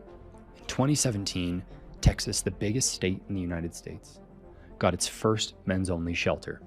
Utah got its first in 2019. And in April of 2021, in Toronto, Canada, the Canadian Centre for Men and Families opened, a shelter for men and their families who were victims of domestic abuse. And then another opened in North York, Ontario. And then another opened in Vanier, Ontario. And then another in St. Thomas, Ontario. And then another where Earl is from, in Calgary, Alberta. And though they do run primarily on public donations, CCMF has been the recipient of government funding. It took nearly 10 years from his death. But there is finally shade. In the heart of this topic, men's mental health, there is a void, a taboo that seems to subvert all other taboos. A shadow of shame, stories steeped in this unique pain that goes unacknowledged to the point it seems like societal negligence. Male sexual abuse. When trauma is discussed, this is likely the first topic or cause that comes to mind with women, yet most boys and men will take this story to their graves. To properly illustrate this, when I asked my followers if they had been sexually abused, the same number of men and women said yes. When asked if their families knew, nearly every single woman said yes, but almost none of the men. And so I typically feel like I've given up a position of power almost if I talk about issues in my past. For instance, somebody in my family abused me when I was a kid, something akin to like pedophilia. I didn't really know what it meant, and I didn't really know who to talk to. In a lot of ways, you have to just turn things into a good thing, or they're going to be a bad thing. And luckily, that's my mentality. And so I've turned that into making sure that can't happen to me or anybody close to me ever again. But yeah, you don't feel like you can really talk about it because you're giving up your hand to other people. And so you don't want anybody to have power over you, and you don't want anybody to view you as weak in any way. Because somehow that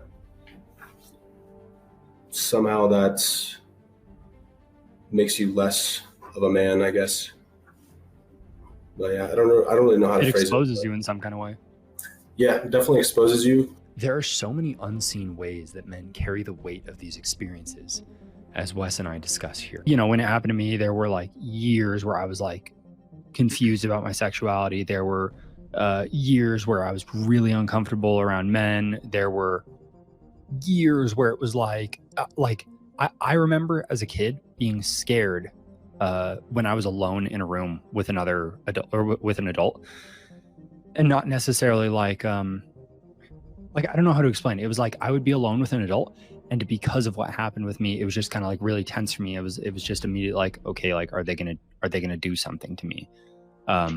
Yeah, I had similar stuff when I was growing up. When my mom, after she had split with my dad the first time, and she had various boyfriends when my dad was incarcerated, I always felt immediately uncomfortable with like this foreign male figure in my house, probably because my abuse stemmed from an authoritative man of the house, you know, that I didn't really know. Based on current data that I can find, the unfortunate reality is that most sexual abuse is perpetuated by men against boys.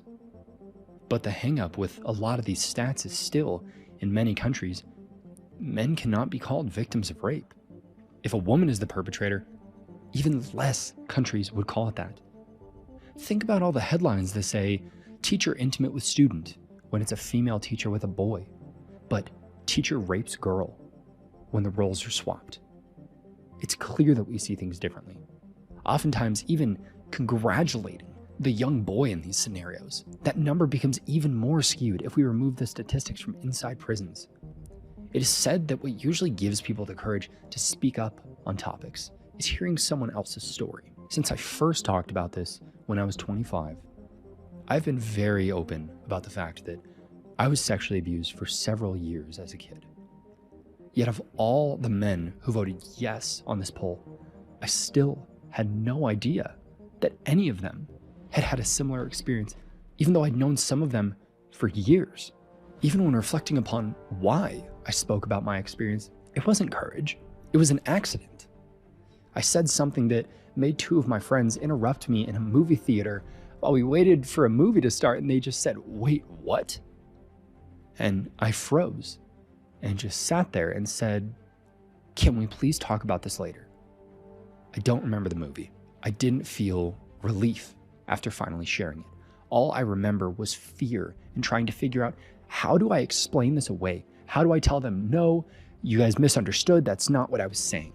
There's a statistic out there that shows most people who commit these terrible acts were victims of it once, as Wes shares here. Yet in a paradoxical way, most victims never go on to perpetuate that abuse. I was about 5, and this was when I lived in California, and I had this friend that I would go hang out with after school and stay the night and stuff. We were classmates, and he invited me over to spend the night with him. And during that time, I can't remember what time of day it was, but I had to go use the restroom, and I was urinating in the toilet, and he comes in and asks if he can perform fellatio on me. And I was really confused. The friend or the dad? The friend, yeah. Oh. And yeah, I was really confused. And at first I said no, you know, and then he just kept on saying, "Oh, you'll get in trouble." And I said, "Okay, but fine." So I let him. Yeah, it's been a while since I talked about this. And I let him, and then like after a bit of time, he told his dad, and then his dad made me perform fellatio on him and the dad. So, you know, I had it bad, and you know, that was my rough one instance, but obviously you can gather from the story that this kid had been sexually recruited by his dad to do this. So I only had to suffer once with that. Now it comes with long-term damage, of course, but he had to go through it. How many times I couldn't even, you know, tell you. That's one of the craziest things about that is when kids just somehow know what that is, and then there's kind of the like, oh well, you're gonna get in trouble, you know. Like I remember talking to, like, you know, once I kind of came to terms with what happened to me, talking to you know, friends and stuff, and just being like, yeah, like I knew what sex was from the moment I was conscious, like, And I didn't know that that wasn't a thing. I didn't know that everybody else didn't know it. So, you know, I'm aware of the things that happened to me with, you know, with my neighbor. I do think that there was probably stuff that happened before, you know, like precognitive. Sure. So, you know, 1, 2, 3, 4, 5, or 1, 2, 3, and 4. Because yeah, like just as soon as I was aware of things and could form memories, I knew what sex was. And I can't think of any other logical reason why a child would know what that was unless someone had shown it to them. Yeah. But like the fact that this kid says, well, you're going to get in trouble, you know, it's like, who did he learn that from, you know? Yeah, exactly. There are a few questions that commonly appear when this is happening to a boy or a man. Is this my fault? Did they think that I was okay with this? If I didn't want to do this, then why was my body responding? A book I found very helpful in addressing a lot of these questions was Heroes, Villains, and Healing by Kenneth Rogers Jr. One of the most challenging in many scenarios is, if I didn't want to, then why did I like it? Stimulation is stimulation, I suppose. These are all relevant despite who the other person is. But when the perpetrator is a man, the most challenging question is probably more likely, am I gay? A great book for people in that situation would be The Velvet Rage by Alan Downs, but Heroes, Villains, and Healing is also a fantastic one. The Velvet Rage just focuses a little bit more on certain experiences of gay men. I do think it might be useful for straight men who are also struggling with this, though. See, there is no getting around the fact that there is still a slight stigma around homosexuality. I had a client that I was speaking with during a session who is gay, and we were discussing what it's like, you know, coming out, and how common it is for a parent, usually the father, to see a gay son as their failure as a parent. This client expressed how bold it was to think that someone's parenting could impact someone's sexuality, that anything could sway it. And it seems a correct belief based on what I've seen, you know, born this way, as they say. But for the boys and men who do resonate with this to any degree, what they feel is likely to that of a scar. The ever-present question, am I this way because of what they did? An aspect of yourself that may be so intrinsically linked to you, it is unthinkable that it not be there. We see the disparity in male and female homosexuality down to the simplest level, one being plastered all over every social media page. Generally an inconsequential kiss between two friends for a laugh or a dare, whatever, to the more complex levels of only one being explicitly banned in nearly every major religion, that it is still punishable by death in most countries. Yes, there is shame, but there is also fear. This is not to say lesbians aren't real and don't have their own experiences and challenges. It is that two women can kiss and it will be forgotten as a joke. Those can still be straight women. Two men, that's a different story. Like a drop of black ink has stained the water, so to speak. So why would a young man think that consent would change that? Even in ancient Greece and Rome, where it's argued that it was accepted socially, there was still a stigma around the bottom male. It's inferred that this is because that was the one in the female position of receiving, and it was deemed emasculating. And whenever we see mentions of it, very seldomly mind you, they were often disdained or mocked. There is also the whole aspect of active-passive polarization, in the sense that the two males were not considered equal among them. There was a dominant and a submissive role, and in the case of the submissive one, it was associated with lower status. There's an extra layer of complication with this power dynamic because it isn't just simply a power game. It is a physical and psychological shift of the victim's place in this world. It can become this blanket discomfort around men. I know that we had mentioned like the not wanting to be alone with a man. Are there any other things that you noticed because of that? Yeah, I think something I still struggle with today is if a male touches me when I'm not expecting it, like even if they just touch my shoulder or they give me a pat on the back, you know, anything that I just can't see coming my way and I get touched by a male, it it freaks me out. It actually really pisses me off, and it makes me like really angry for a few minutes. So I have to not outburst regarding that. A lot of self-doubt too, whenever I'm working on my projects or trying to course correct my life. It leads to a lot of feeling of unworthiness, and I feel like I can't, or nor do I deserve to sort of correct my life in the way that I need to. And because I've been in therapy recently, I know that a lot of that does stem from the abuse that I faced as a kid. But I think I know why so much of it isn't spoken about by the victims for years. Yes, the societal angle, but what informs the society? Nearly every religion has something speaking against homosexuality, almost exclusively males. Rarely do we see anything to differentiate consensual versus not. So what is a young boy to do in this situation? Whether this boy is straight or gay or something else, his options are tell someone and the perpetrator is arrested. Damage still done, of course. One might call this the best case scenario if it is kept fairly quiet. He is not shamed by whatever social circle is around him.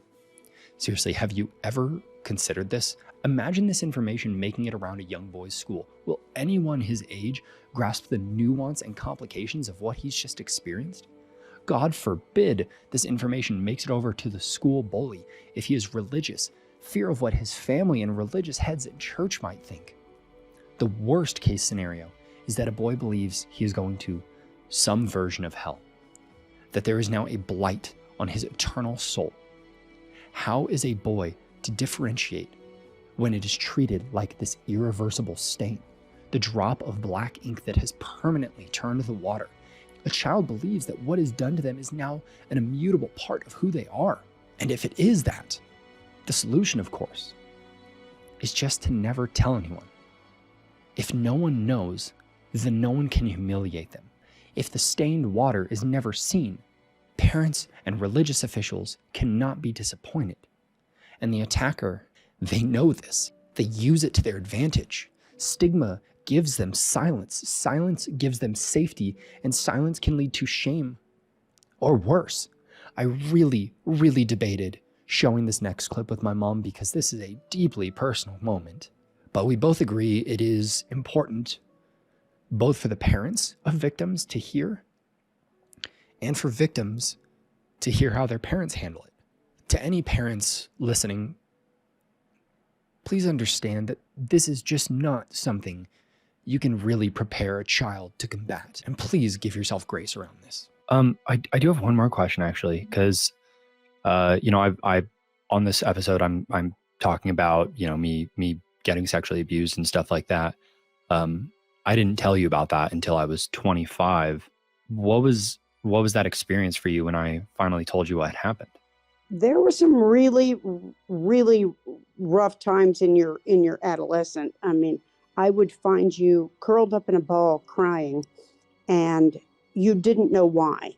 And anger, not at you, but,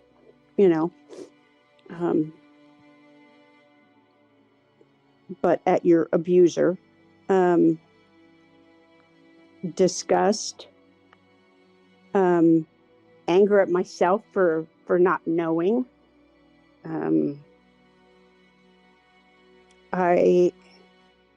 You really think that you equip your children, with all the knowledge about, if people, touch you in any place that covers your that your bathing suit covers it, you need to tell me. And, I guess I feel like I didn't do a good enough job for you to trust me, to tell me when it was happening.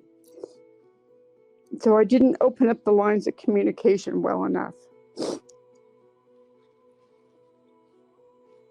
It wasn't that, I don't know if I've ever actually said it, but like there was a large component to one of the other men that I have on this podcast had experienced something similar, and he had the same thing where it was, hey, you're going to get in trouble. So there's a lot of mental. I guess there's a way that they go through it to kind of control the scenario where it feels like, oh, something bad has happened, but something worse will happen if I say anything. I do want to thank my mom for being so transparent about this. And again, just reiterate that any parents who feel guilt like my mother did, know that it serves no purpose to beat yourself up. I truly believe we are all doing the best we can with what we have available. So let's carry on to the next portion of this. There's about to be a very bold claim here that should not be taken as gospel. If this resonates in a negative way, you should talk about this with a professional. I am primarily speaking from my own experience and the experience of people I know. As I alluded to earlier, in 2022, I had a friend who works in the mental health space tell me that there's a strong correlation with boys being sexually abused during adolescence and them being gay or bisexual or gender nonconforming. It's possible this is only a correlation, but some do go further to describe this as a causal link. And that is a very shaky and very controversial claim. Of the men who voted yes to being sexually abused on my poll, 70% are gay or bisexual. Sadia Khan on the Modern Wisdom podcast, episode 694, said this. In my experience of working with bisexual men, usually the bisexuality is not always, but can be linked to some childhood sexual abuse. With childhood, and the data also supports this, and the rates of childhood sexual abuse that leads to bisexuality in men is higher than amongst heterosexuals. So usually what happens is they may have experienced some abuse by somebody of the same gender. Now what happens is, as a result of that experience, it still creates a template of sexual desire that they are open to exploring as an adult as a way of reducing the trauma. When we've been traumatized, the only way that we think we can untraumatize ourselves is by voluntarily re-traumatizing ourselves. So they end up exploring a little bit or being a bit curious and stuff, but maybe they were actually heterosexual, but that trauma led them astray. And if they want to go back to being heterosexual, women aren't as accepting, and so they end up sometimes just going down. It's a brutal situation that you get into, because you have to either choose to be untruthful to your partner if they ever ask about your sexual history, or agree to open up about something that you're fearful about how they're going to respond. It is not uncommon to see men begin to treat this like a joke so they can cope or overcorrect or act out in certain ways to regain some sense of power or masculinity. Sometimes more physically, like women purchasing a firearm or taking a self-defense course to feel safe, men begin to engage in excessive promiscuous sex, sometimes reenacting their own trauma, what Freud referred to as a repetition compulsion. What adds to this is the idea that a man who has had many sexual partners is viewed as a complete stud, while women would be considered a slut. This is a topic that exceeds the bounds of this podcast, so I will just lightly touch on this phrase. As cliche as it is, hurt people. And in more cases than not, promiscuous sex is not necessarily a victimless crime, even when you are very clear that it is no strings attached. This careless dynamic creates a world that men and women hate. Men believing that women will just leave you for the next Chad out there, and women believing that all men want is sex, and those people end up going on to perpetuate this problem. Boys and men who experience this trauma believe that there is some magic in the number of sexual partners you can acquire. Men pride themselves on this number as validation of every time a woman believed that you were man enough.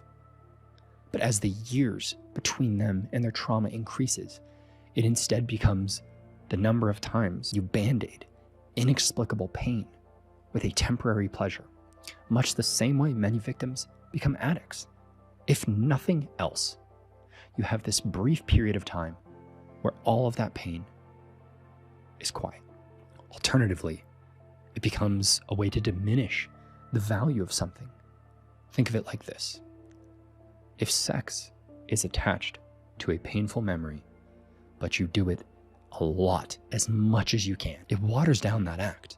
It's like the first time you hear your parents say a curse word as a kid versus the 100th time as an adult. If something can be done or said or felt that much and that flippantly, what is the real significance of what happened to you if you make the act itself insignificant?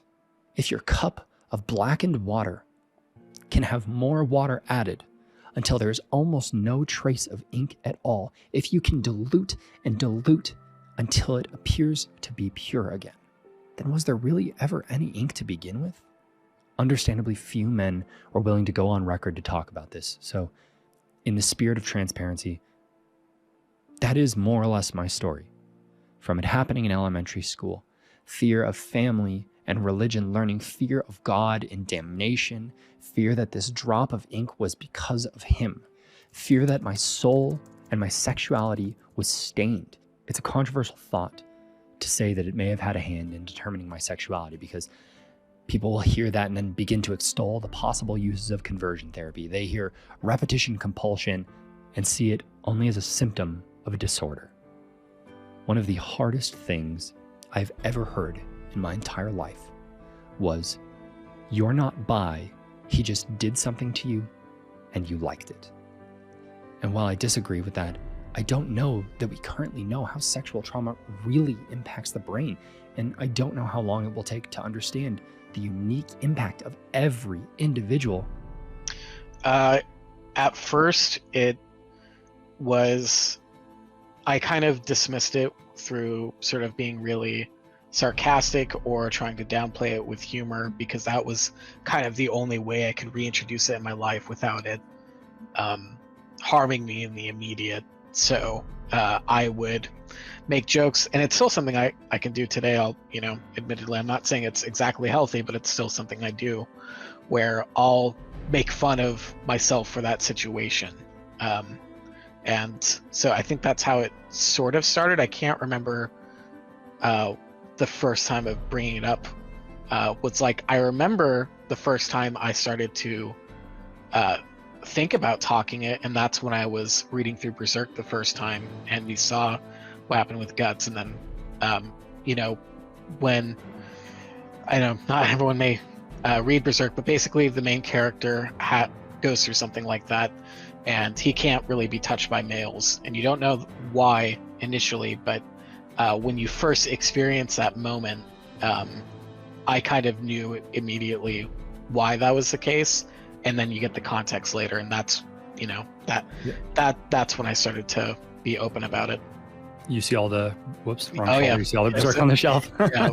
It's you and I both, like, anytime we talk to someone who's had some kind of traumatic childhood experience as a male, we're always like, look, like, even if you don't like manga, just read the first 3 books of Berserk. And like I remember reading that, because you were on me about that for like years. You're like, just read this. And I don't know when I finally did or what it was that finally like pushed me into doing it, but like I read that first one, and I get to that page, and like, dude, that shit that hit me so hard, because it's very graphic. It is like it doesn't hold back on that at all. It's just like this is what happened to him. And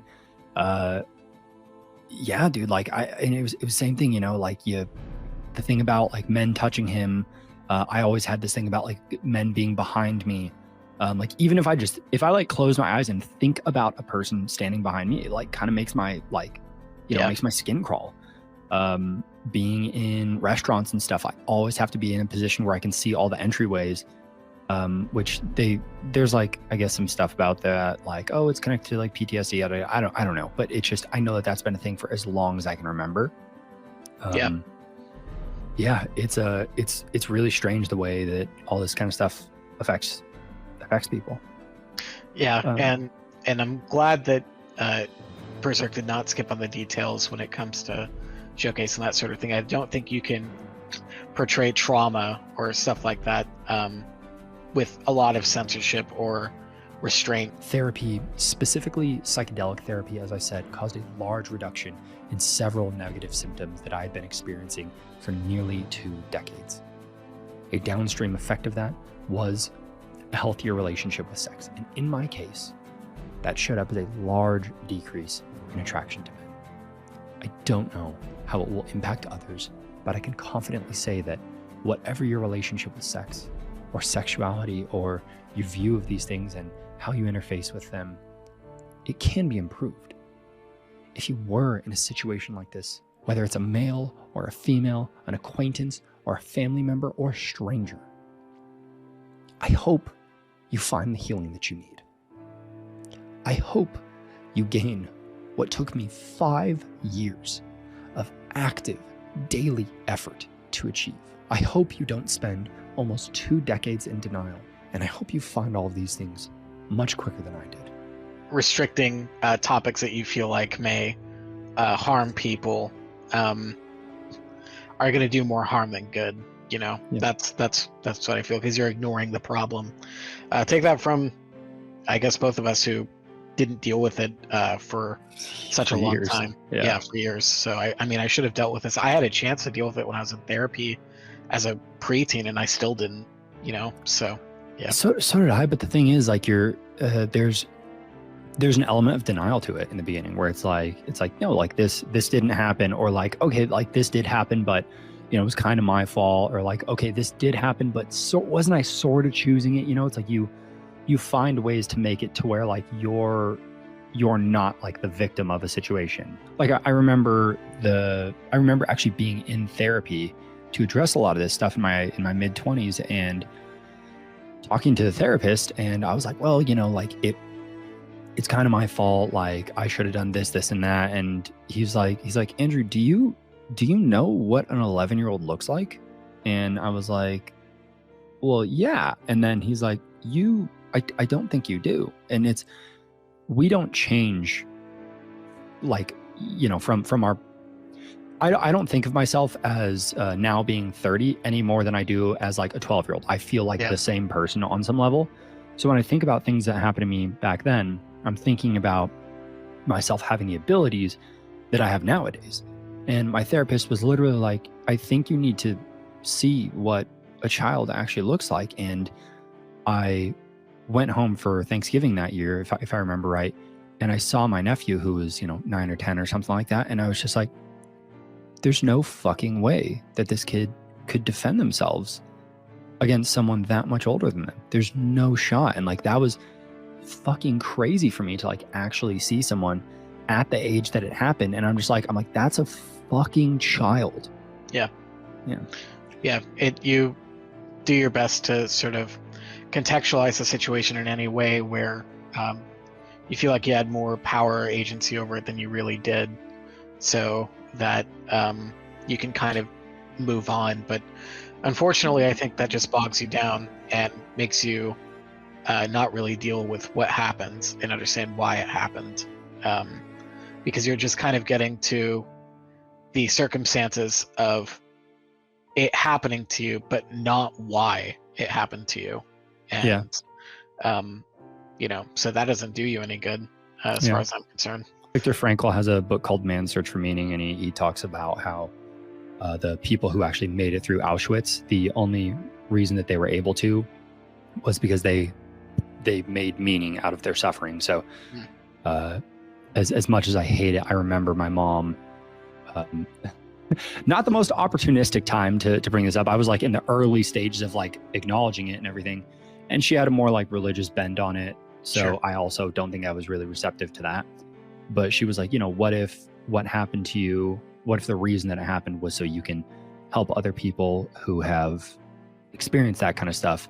And you know, she was again going at it from a God angle. So I was like, no, like blah blah blah. But the way that you really move on from a lot of this stuff is by making something out of that, I guess. Like there needs to be, even if there wasn't a quote reason for it, there needs to be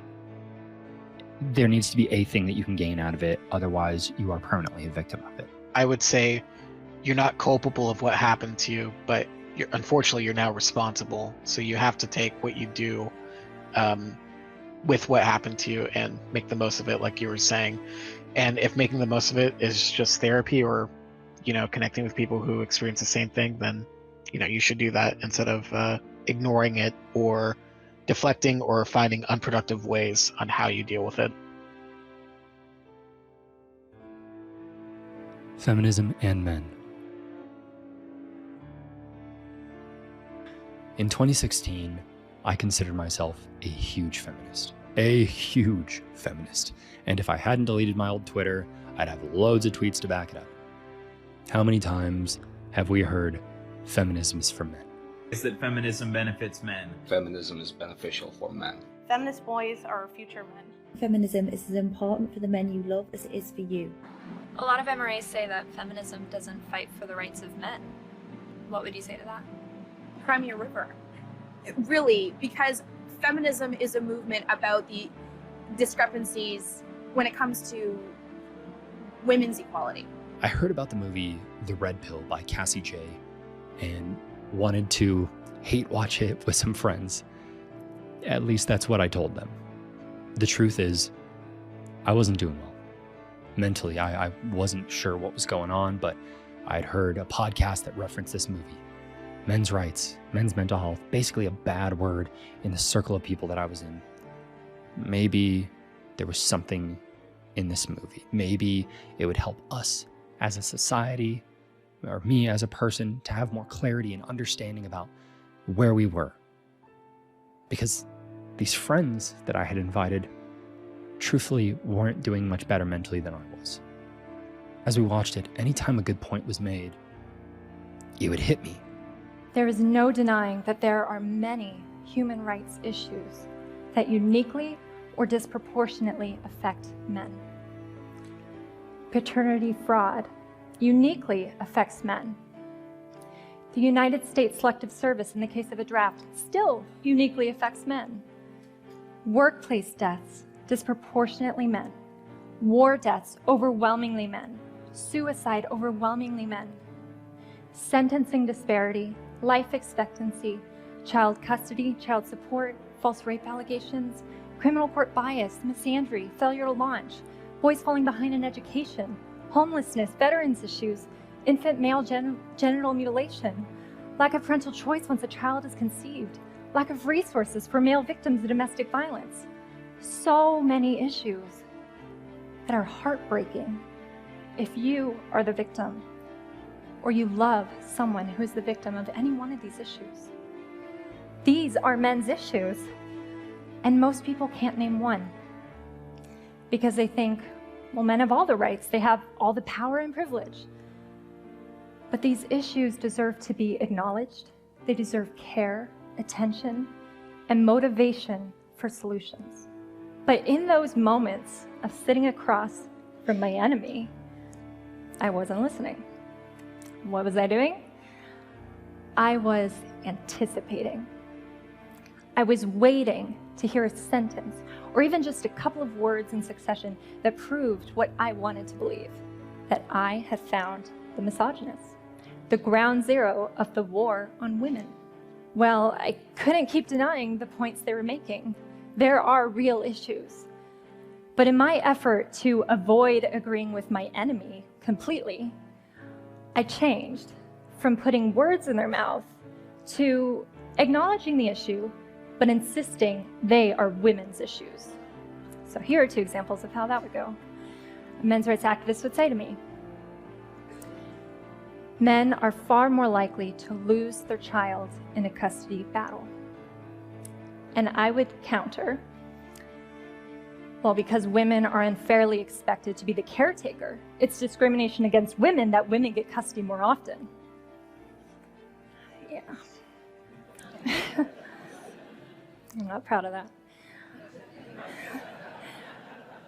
Second example, an MRA would say to me, men are roughly 78% of all suicides throughout the world. And I would counter with, but women attempt suicide more often. So where is justice for the man who was falsely accused of raping a woman? And because of this accusation, he loses his college scholarship and is branded with the inescapable title of rapist. I would hear them say, a woman being raped isn't a big deal. It's as if I didn't hear the word falsely accused of rape. All I heard was he was accused of rape. Of course, rape is a big deal, and all the men's rights activists I met agreed it is a horrible thing to have happened to anyone. I eventually realized what they're saying is they're trying to add to the gender equality discussion who is standing up for the good-hearted, honorable man that loses his scholarship, his job, or worse yet, his children, because he's accused of something he absolutely did not do. It's not a contest, but I kept making it into one. Why couldn't I simply learn about men's issues and have compassion for male victims without jumping at the opportunity to insist that women are the real victims? This profound experience of having something verbalized that felt like a taboo. Like years of being told the sky was red and then finally hearing someone call it blue. I'd look over at my friends and I'd see them getting angrier and angrier, verbally disagreeing with what seemed to be incontrovertible and inconsequential to say. All of these things could be summed up as men are having a hard time right now. One friend pushing back so hard that he got up and left. We'll call him Tanner. Tanner is a victim of some horrible, horrendous things through his childhood, arguably the person that would need to be seen in this context more than many people I know. Regardless, I remember watching the Red Pill and finally feeling understood and thinking, this is going to help people see how bad this has gotten. This will help people see that men are struggling. My friends might not get it, or maybe just aren't ready to see it, but other people are, and they will. That was until I saw the reviews and the media storm against it. The director of controversial documentary The Red Pill is in Australia to promote her film, which has sparked protests and been banned by Australian cinemas for being anti-women. So-called men's rights groups are actually hate groups. There are some people who are trying to screen this insanely sexist film, believing that they, the men, are oppressed. And we're here practicing our own freedom of speech to go protest that. This is what men's rights look like! This is what men's rights look like! A lot of the people who are riled about it actually haven't seen it. That's what the strange thing is. They associate men's rights and men's rights activists with misogyny and sexism and domestic violence, and all of that is totally untrue. You're right, but it just seems to me that you don't really question their views in the film. Did you see the film? Well, we saw as much as we could because your publicist wouldn't send us the full thing. I sent you the screener link actually to the full film. I gotta tell you this, I'm envious of women, okay? I'm not saying your problems get solved, but at least they're taken seriously. You know? People, you got 1-800 numbers, you got ribbons, there's groups. People give a shit. Anything happens to a guy, it's just considered funny. It felt like this sudden discrepancy was undeniable. One of the contributors to the movie was Dr. Warren Farrel, who had been involved with feminism and women's rights since the 60s. One day he began investigating men's rights, and as a world-renowned speaker on social injustices, he was excited to share what he had been discovering. Yet with each speech that he mentioned the struggles of men, he would get less applause, less press, and suddenly little to no speaking appearances. No hate speech on campus! No hate speech on campus! Now branded as a rape apologist for a reason I just can't find an answer to. As if saying men are having rights issues and men are struggling can be immediately conflated with rape. But it gets even more strange because the causes he was fighting for are ones that modern day feminism claims to be in favor of. How did this man go from lauded women's rights speaker to ostracized pariah, protested every event he's at, banned from campuses? As of the 26th of November, 2023, typing "kill all men" into the Twitter search bar produced 58 profiles, many of which also have feminist and anti-men in the same Twitter bio. While typing "kill all women" into the Twitter search bar produced 8 profiles. Typing "proud misandrist" into Twitter produced about 22 profiles while typing proud misogynist into the Twitter search bar produced about 5.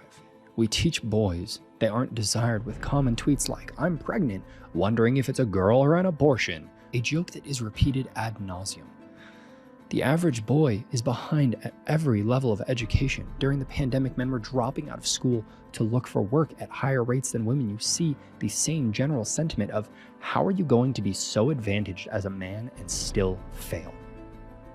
All over from the left. Why is this not a cause for concern? All of my life, there was a push to get women into STEM and other traditionally masculine educational tracks. Yet men falling away as a whole garners almost no attention from those same people. The data that Richard Reeves has found on this topic is astounding. What nobody expected was that girls and women wouldn't just catch up to boys and men in education, but would blow right past them and keep going. Everyone was very focused, quite rightly, on getting to gender equality, getting to gender parity. It's not that long ago where there was a huge gender gap the other way, and there was huge focus, correctly, in the 70s and 80s to really promote women and girls in education.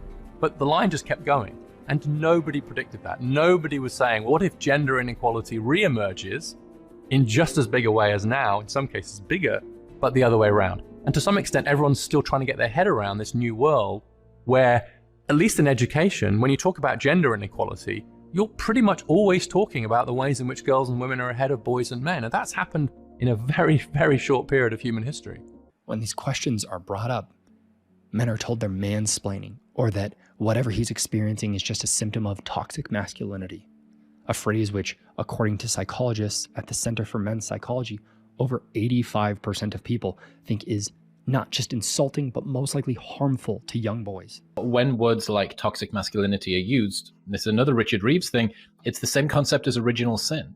It's like there is something inside of you which is inherently wrong. It is a part of your makeup and it must be expunged. We must come in and we must do the exorcism. You must prostrate yourself upon the altar of gender ideology to be able to fix this problem. And the main thing that it does, like regardless of whether you think that there are toxic elements of masculinity or not, what it does is it causes men and boys to check out of the conversation. If I am told that there is something inherently built inside of me which is wrong and reprehensible and it must be cleansed, it must be sanitized and sterilized out of me, guess what? I'm not fucking listening. The horrifying stats of men ending it all. All of that begins with teaching little boys, young men, that they are the problem. Not that they are part of the problem, that they are the problem. If you use Reddit to any major degree, you may have noticed that talking about men's rights will get you automatically banned from many threads by bots. The Southern Poverty Law Center has several men's rights groups classified as anti-female hate groups. This might seem like I'm nitpicking, but even when asking my followers if the left or the right has abandoned them more, 86% said liberals. And that was even split with men and women agreeing. I got several DMs saying any men who say feminism isn't for them just doesn't understand what it's supposed to do. But the most common response to that I got from other men is it doesn't matter what it says it does if men don't think it's helping. Like, what the f is this? How does this address men and their issues? It doesn't. Why does their advice always seem to be, become a liberal? Hey men, here's how to fix all your problems. Agree with me politically. But still, 86% of people saying that is outrageous. Only 14% of people think conservatives have abandoned men. Is there any truth to this being a near completely one-sided issue? Let's use the case of Isla Bryson, for example. A biological man who was convicted of raping 2 women, but suddenly transitioned to a woman so that he could have access to a woman's prison. The left lost their minds at this, and Isla was barred. Rightfully so, I might add, and oh wait, that was conservatives. But this is seemingly the only time conservatives have ever cared about a man committing sexual assault within prison walls. Prison rape is treated like a joke, a literal don't drop the soap joke, Where is the outrage for men locked up for these low-level crimes who are being assaulted in prison? Where is the Fox News broadcast for the 900,000 plus male sexual victim incidents that happened behind bars? Where was the press tour in 2008 when the United States became the first country to have men be raped at higher rates than women because of what happens behind prison walls? But a man puts on a blonde wig and suddenly conservative outlets care? Suddenly they're angry about this? Of course, the inverse of this poll implies that conservatives are actually helping men. One of the reasons that the right has dominated the conversation with men so much is because it's largely been evacuated by the left. So let's think about that. Who are speaking out for men that feel lost and dejected? Like them or not, positive influences or not, Andrew Tate, Jordan Peterson, Joe Rogan, or whoever else comes to mind. You might not like these people.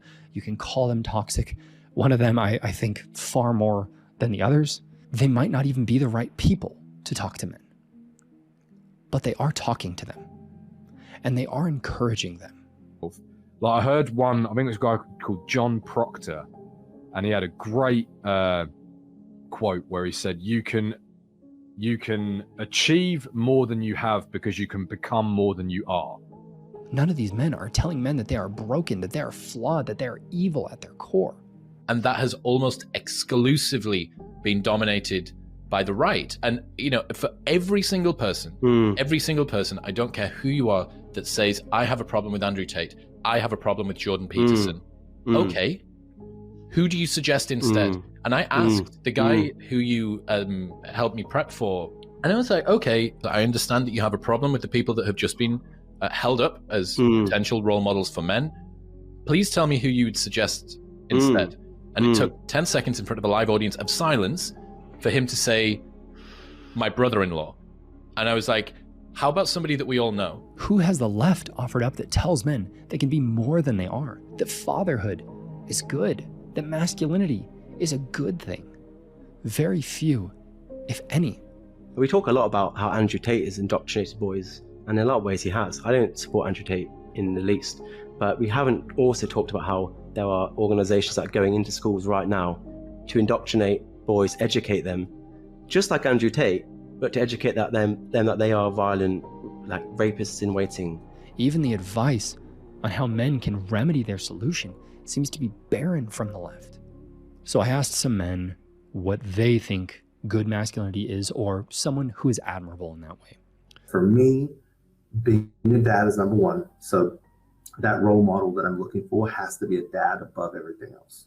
Number two, they are willing to do what it takes, whether it's like, again, it doesn't have to be like working super hard, but it could be like working super hard on yourself, doing a ton of work on yourself, keen sense of self-awareness, because I think as men, that's the one area we fucking suck, is we're just like, I have no idea how I'm being perceived. I'm just trying to work on the best I can. Somebody that is vulnerable, being able to listen to somebody, being able to sympathize, somebody being able to just be there for another person. That to me is the definition of a man that you want to call a friend. I think right now in society, you've got one side is telling guys that they're toxic and no good and blah, blah, blah. And then you've got another side that's telling them to be like way out there on the masculinity side.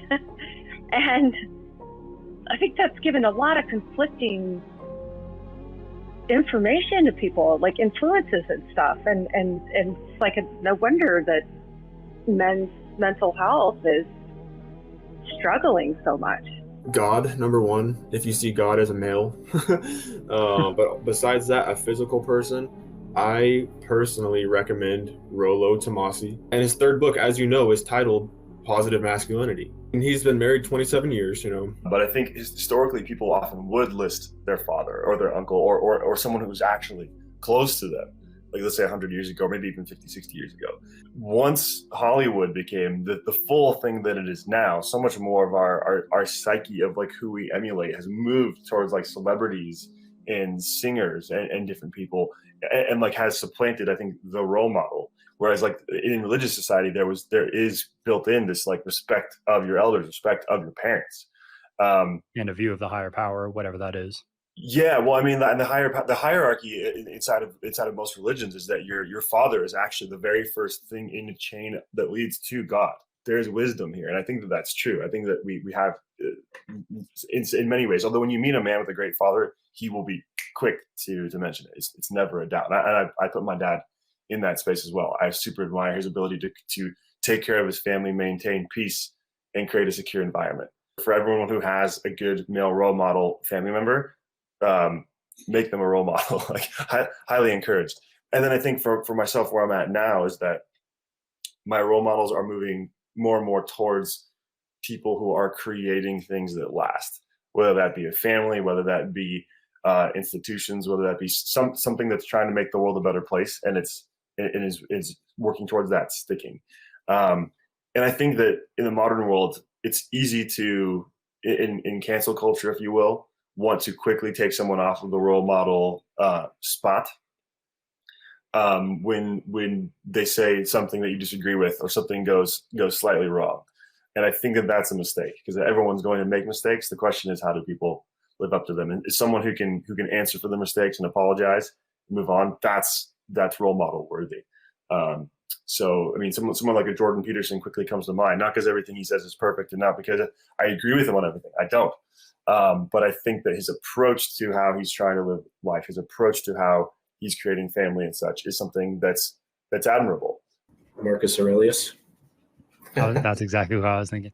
Modern day, I would say Khabib Nurmagomedov, the UFC fighter. Right.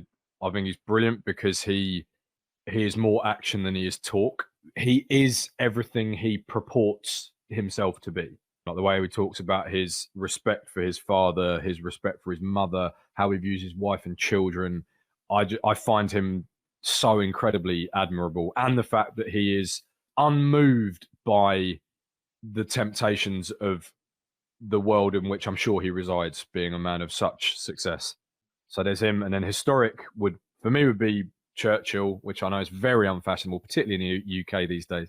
For me, it's Churchill because, like, you can still go and see his chair that he sat in the war cabinet, and it's got scratch marks in the armrests from where he would grind his nails because he was suffering from so much anxiety during the war when he had to make all these decisions. And it was the fact that the thing that I love about him, he wasn't wanted by anyone. He was a sort of liberal who went into the Tory party, then went out of the Tory party, and then back into and he was this sort of misfit, but he was the man for the moment because he was utterly belligerent and steadfast in what he believed. And that quote from Halifax, he mobilized the English language and sent it into battle. I love that because it was just like, and that speaks to a Jordan Petersonism of, if you want to be deadly, you want to be useful, you want to be powerful, learn to speak. And Churchill knew how to speak and he knew how to articulate. And I think that's something that I would love to emulate. That's something that I think a lot of people should aim to emulate. Jordan Peterson was right in pointing out that strong men are not what we as individuals or society must fear. It is weak men. A harmless man is not a good man. A good man is a very, very dangerous man who has that under voluntary control. Weak men beat their spouses and children. Weak men enter schools with weapons. Weak men fail to be a pillar for their family in whatever way they can. Possibly the best compliment a man can ever hear is someone saying, "I feel safe with you." And that only happens with strong men. Strong men are the ones in wars who hold the line so women and children can get away. Strong men are the ones who lied about their ages so that they could enlist earlier in World War I and II. Strong men are the ones who fight off home intruders. Jordan Peterson has a line that he says, "Be the strongest person at your father's funeral." Perhaps not always literally, but the ethos is correct. If tragedy should strike, men can and should strive to be the imperturbable safe space for those in need. I don't know where this belief that the left has abandoned men came from, but it is telling how common this belief is online.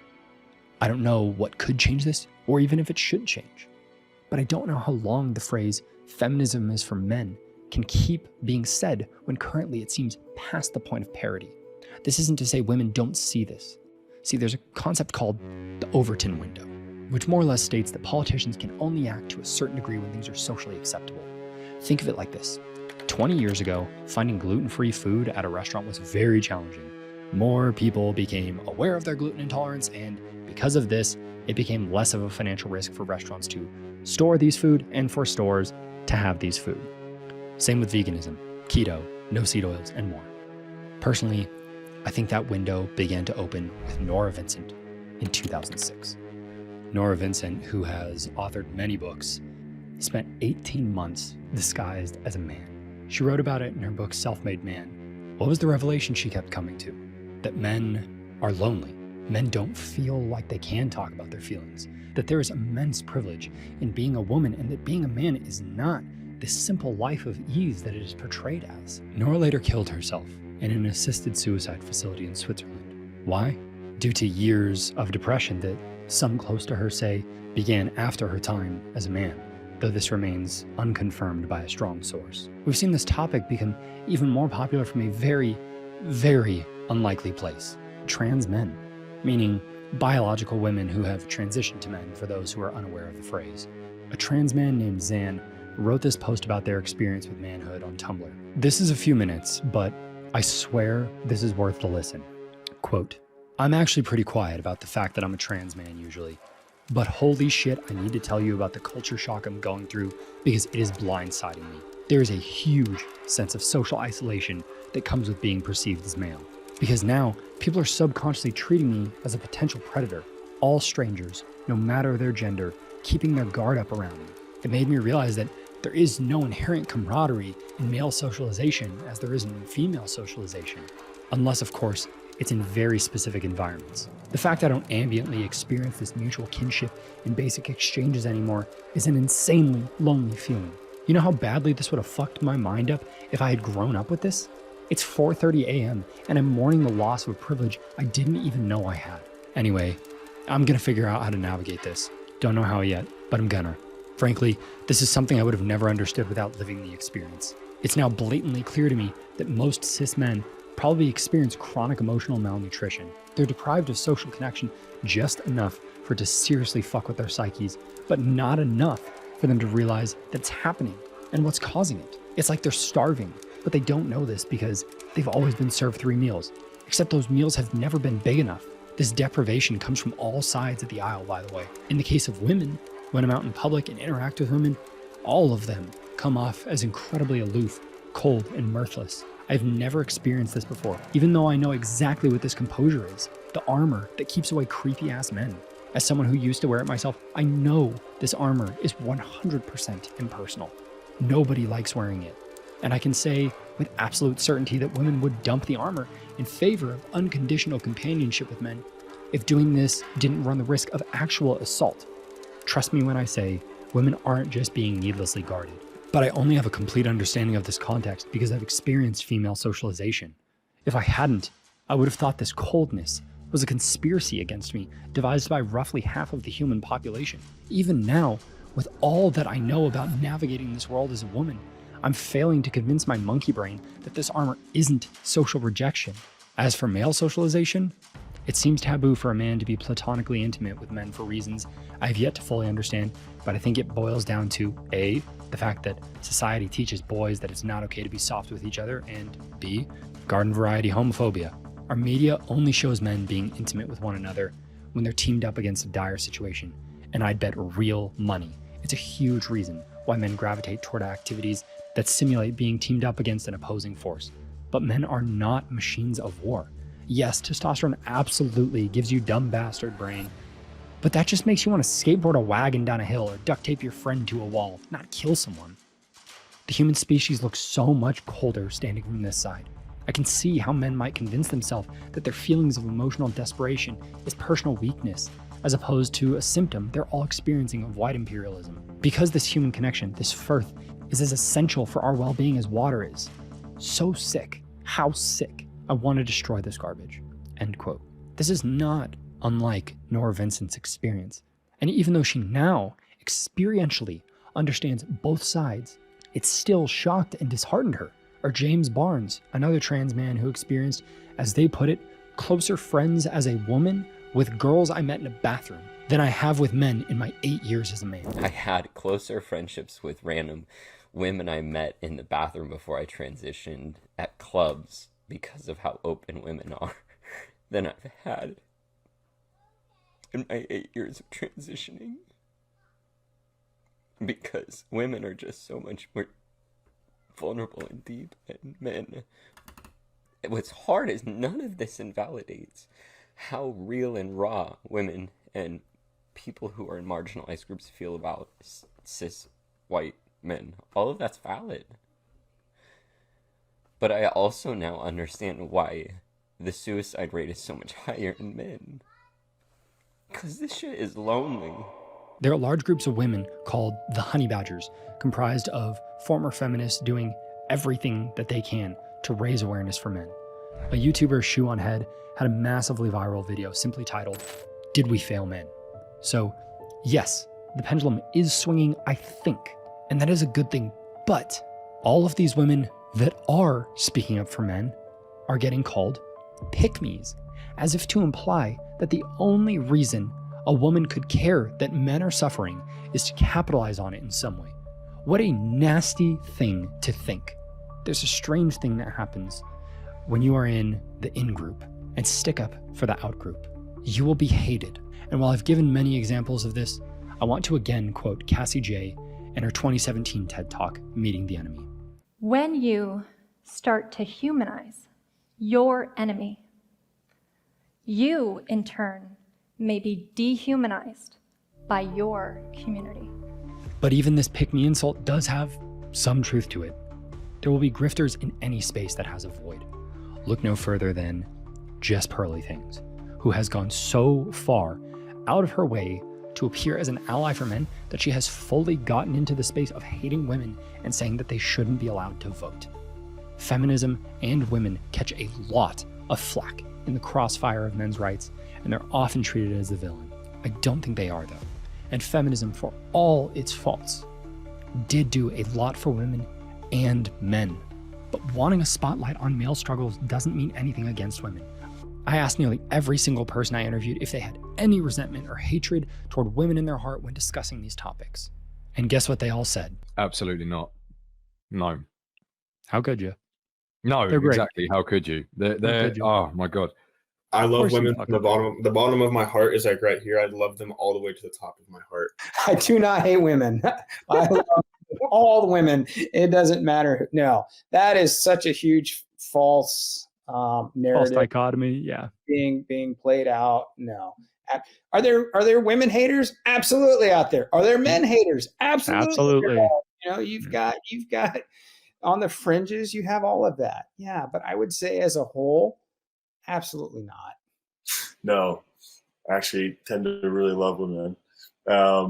Yeah, I think that is a horribly false dichotomy. I feel like to me, the whole goal is care about everyone, like see everyone's problems.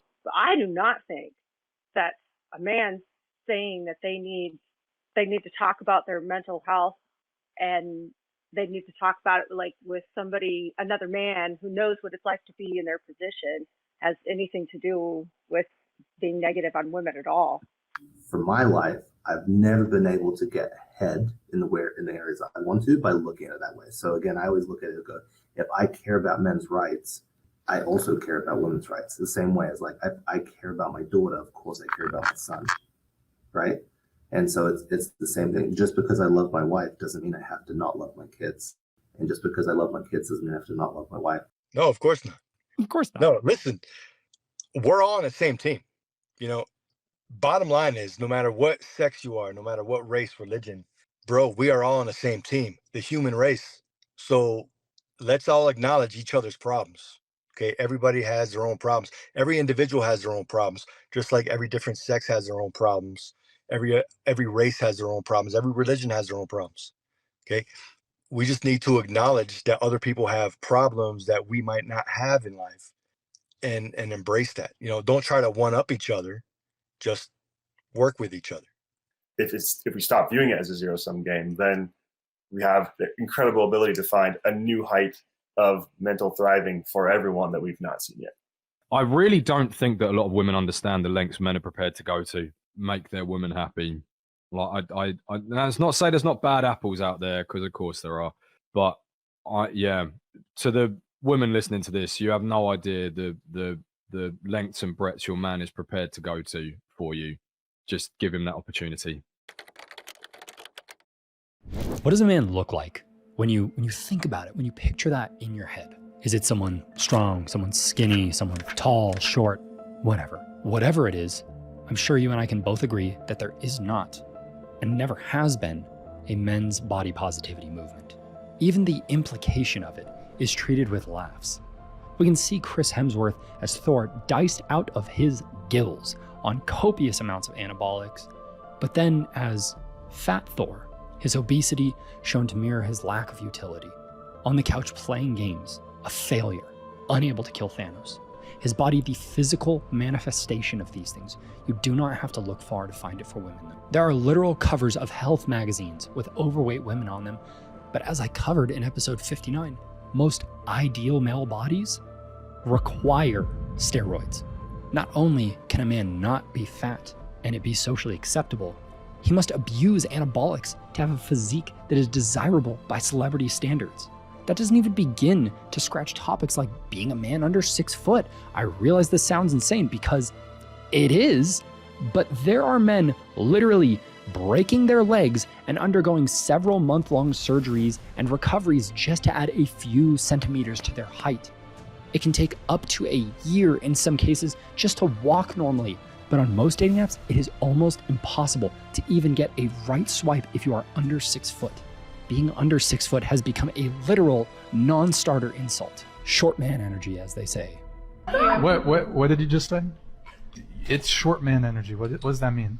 Like, are you it was hating on kinda short mean. men? Yeah, it was kind of mean. It was like a derogatory stance, I guess you could say. You know what? I'll let it slide as long as you're okay with fat girl energy. Or what about big dick energy as a positive phrase?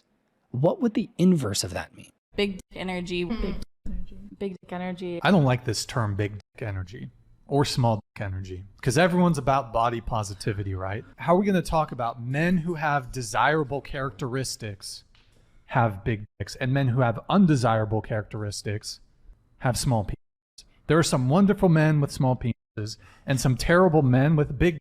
Women can willy-nilly throw out big dick energy, small dick energy. If I started throwing out loose pussy energy as a term to describe someone that was undesirable in some way, I would get canceled. But loose pussy energy, bro, you get in trouble. You say that shit.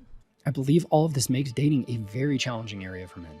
I think it is a large reason that so many men have just sworn off dating, specifically due to some of the factors I partially covered in episode 58.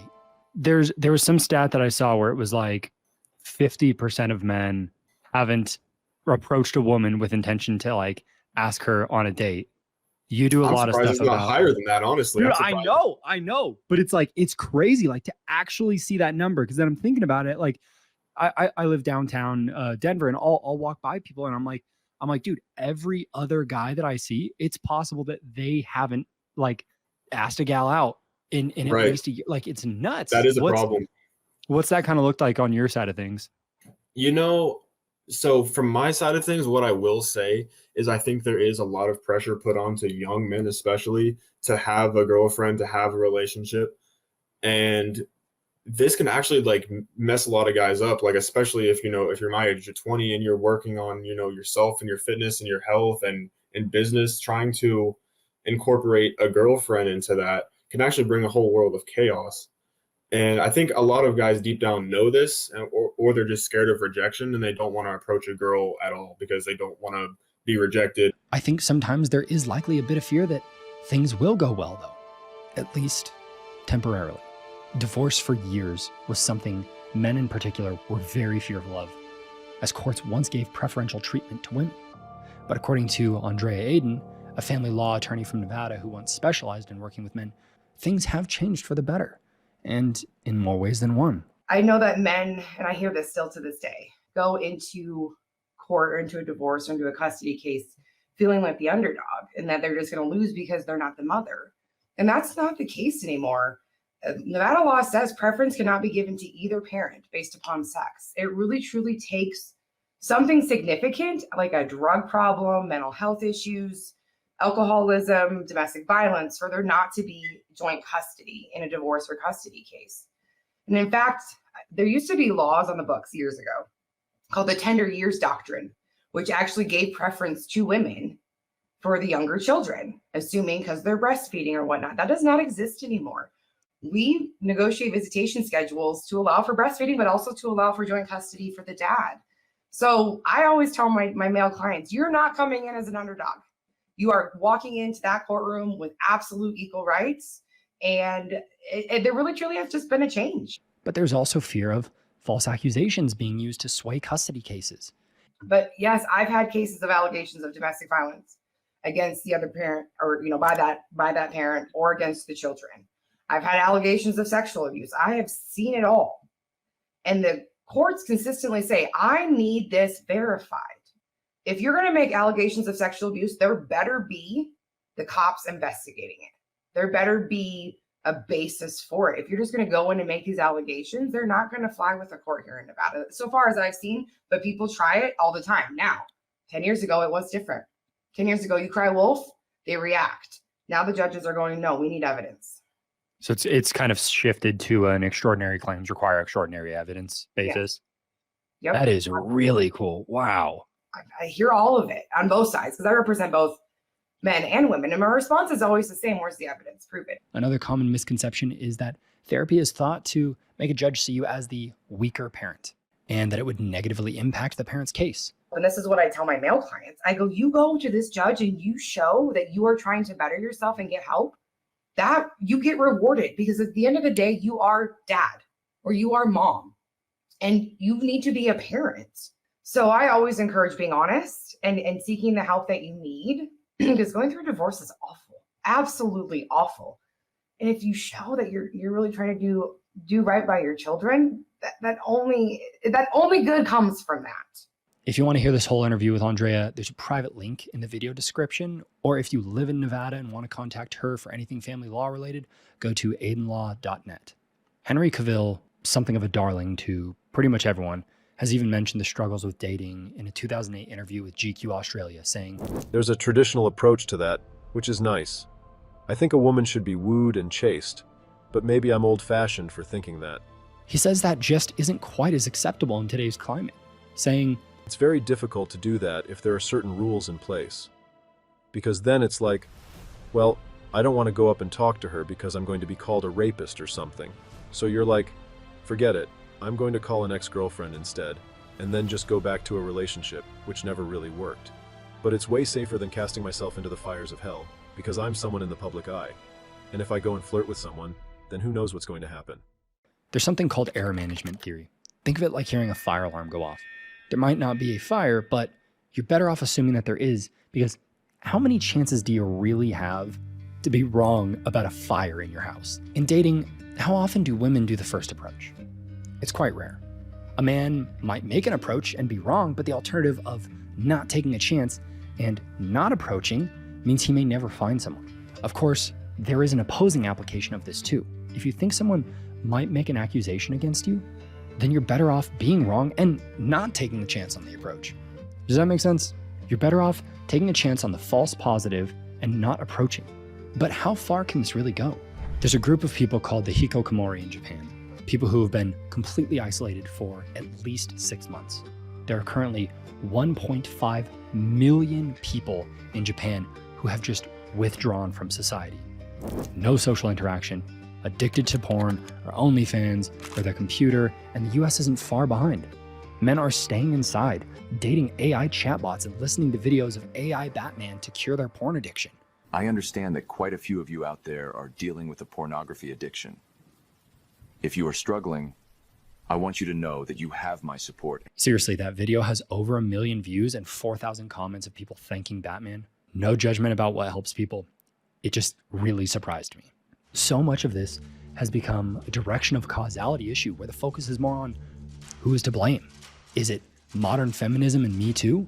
Are men single because society has been telling men not to approach women in public for 2 decades? Did the phrase, words are violence, make a guy hesitate the next time he saw a girl smile at him because he's scared he's going to be looked at like a creep?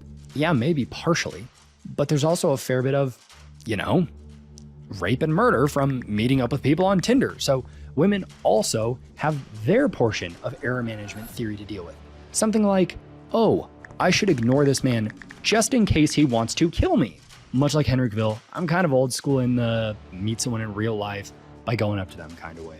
But for years, and honestly still to a degree, women just say not to do this. Respect women's boundaries. We don't want to be approached. Women do not want to be spoken to in public by strange men. I remember being in my early 20s talking to my mom about it and hearing her say, well, women do want to be approached, Andrew.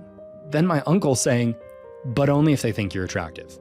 So this has led to what Chris Williamson calls the failure of cross-sex mind reading. Men don't ask women out, but men want to meet women. Women want to be approached, but only sometimes. It's this big, messy paradox where no one gets what they want because of bilateral failures to communicate.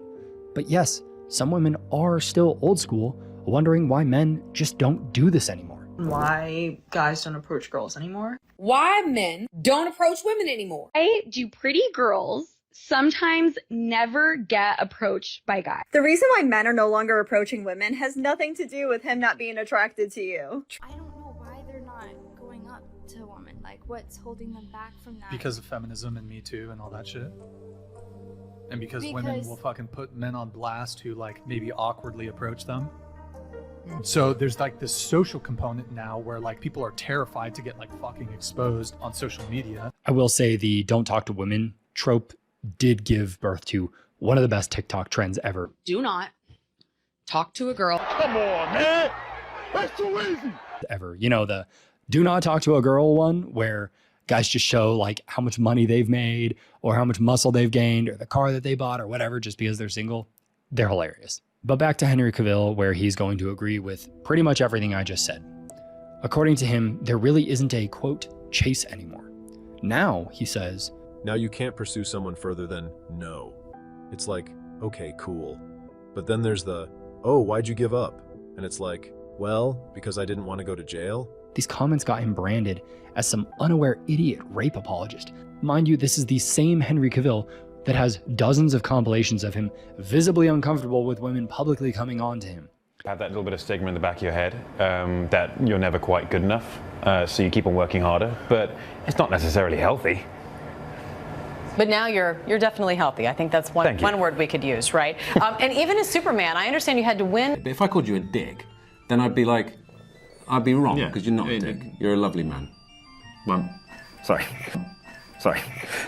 Go on, you go. All right, I'll start. Well, I think that Superman represents. That's the way I see it. Yeah. No, you see it. No, but tell me. Totally he's handsome. I just had my hands on his chest, even like we weren't doing a scene. I'd be like, ha ha ha ha. But do you worry at all, Henry, about it getting in the way of your acting? And for people, in terms of people taking you seriously for your craft instead of your packaging? I said packaging. I think she just touched you. I said packaging. That is such a strange double standard for men. Men must always want and desire that kind of attention. If a man doesn't want to be touched, he's gay. If he's not hard on command, he's gay or something is wrong with him. All that aside, dating is just that hard and that complicated. Learning to have the confidence to approach and to stand out by virtue of being the one who approaches. And I think that this is one of the balances of I think if anyone saw Barbie movie, which I thought was quite brilliant in its own right, like America Ferrera's big speech that she's giving like these two balances between women, like women have to be, nice, but not too nice, blah, blah, blah. And it's true, but that's true for every human being. And I think for men, there's this balance between we have to be strong, but not too strong. And even with as much as women have come into prominent spaces in the world, it's still widely the fact that if a man wants to be successful in dating or date at all, sometimes he's going to have to make the approach. But are Henry's worries unfounded? Did it make sense to walk back his statement when we have Johnny Depp, Trevor Bauer, the pitcher who lost nearly $40 million from a blatant lie. None guesser. If that name isn't familiar, look up Mattress Girl from Columbia University. That was all over Tumblr in the early 2010s, and there's a really awful follow-up that I never heard about until recently. Greg Kelly, who spent 4 years in prison through his early 20s. Brian Keith Banks, 6 years. Anthony Broadwater, who was accused by the author of The Lovely Bones, 16 years. I am barely scratching the surface here. All of these men, innocent. And before anyone starts getting all bent up, remember what I said at the beginning. Talking about men's rights and men's mental health does not diminish women's experiences. This is a third rail topic, but ignoring it doesn't make it not real, and not talking about it doesn't make it better. Fatherhood, parenting, and divorce. As we approach the conclusion of this, it begs to be asked, what do we do? We have covered dating, depression, suicide, therapy, sexual and physical abuse, work, men being and feeling expendable. Is there any remedy to this? Any at all? Is there a light at the end of this tunnel? Well, call me a terminal optimist, but I think there is. I am about to sound more tradcon than I probably have in my entire life, but let's take a moment to consider where these numerous challenges faced by men, boys, and indeed women in our society may stem from. The core of these issues, more often than not, can be tracked back to the erosion of what was once a cornerstone of societal stability, the traditional family dynamics. This is not just about nostalgia for bygone days, but a critical examination of how changes in family structures impact the mental and emotional well-being of our children. But let's be clear about what a traditional family means. Personally, I see it as more of a concept than its implied constituent parts. The goalpost, essentially, for me, is if you have one roof, a mother and a father and the children, the biological mother and father, that is probably the best you can do. If it breaks down, as it did in my case, well, then what you can do is there are other forms of family now. It isn't whether it's a mother or a father, it's the lovingness that matters. And I think we're now getting sophisticated enough to understand that. Children don't need, it doesn't have to be a mother and a father. It can be a father and a father or a mother and a mother. It doesn't matter. It's the quality of loving. But it is important, right the way through, that the biological side of a child, 50% of the genes belong to the father and 50% to the mother. If the father leaves, he still has a responsibility to validate his children. And I think the same for the mother. Because you leave, it doesn't have to be a tragedy. According to a study that began in the 70s and was still being updated as recently as 2020, the data is favorable for intact families in many ways, including graduating college and higher income. To say this often fills people with anger, as if saying this implies divorce is a failure of the parents, that doing their best is not enough, that leaving a bad relationship should not be an option. If that's how that sounds, that is not my intention at all. I am a child of 3 divorces. But if you have watched this far, then I believe you are likely aware that the end or failure of the family unit is not victimless. And the most common victim is children. Richard Reeves coined the term the dad deficit. The 1 in 4 fathers don't live with their children. If parents split up, they're much more likely to lose contact with their fathers and with their mothers. And so 1 in 3 children, if their parents split up, don't see their father at all after a few years post the separation. So this fatherlessness is something that's very, very specific. And when 4 in 10 children are born outside marriage, and most children to less educated parents are born outside marriage, then we have to reinvent what it means to be a father. Because right now, men are still being held to an old standard of what it meant to be a successful father in a world where that is neither possible for many of them or even desirable. Divorce is a reality for many. Up to 40% of divorces end in marriage, and 50% of children have divorced parents. It isn't just a parting of ways between 2 adults. For a child, it is a foundational crack in their world. It can lead to confusion, a loss of trust, and a deep-seated insecurity that might haunt them into adulthood. What was it like looking at that from having a fairly textbook, childhood versus looking at it from the outside of other people? I would say there was a huge sense of security. So I was always felt certain that my parents would be there, that they loved me, that they would take care of me, and that they had the capacity to take care of other people as well. So like at one point, my best friend from childhood ended up living with us for pretty much our entire senior year of high school. And that really stemmed from the fact that my parents created this safe container, both for me and my sister and for others. Kids aren't as naive as they seem. They do see that things are different in the families of friends whose parents are together, even if they can't quite articulate it. The impact is profound. Children emerge from this crucible with a diminished confidence in relationships and a skewed perception of stability. Everyone seems to know someone who has this pessimistic, all relationships fail kind of view, and they're almost always children of divorce. It is a ripple effect that touches every aspect of their lives, from academic performance to future romantic relationships. Blended families are more common now for many reasons, but loss is still loss. Whether it is due to horrible circumstances like an abusive parent, less intentional things like an unwanted child between two people from a one-night stand, or something heartbreaking like an unexpected death of a parent, as my mom covers here. I mean, it was sad, obviously, when he died. I mean, I cried. He's my dad. But again, I don't recall living in the same household with him. My brothers, however, having been coached in baseball, and two of them in their teens and one of them just 11, and then my baby brother, he doesn't really recall him at all. But having grown up without them, I mean, specifically, one of my brothers has said he really feels like someone could have pushed him more in something, and none of us knew how to navigate that.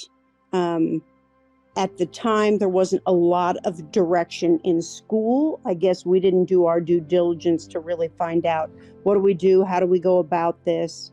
He joined the military, got out of the military, just a little bit, a little lost. And I think he had some baggage as well, that first step parent's brother had,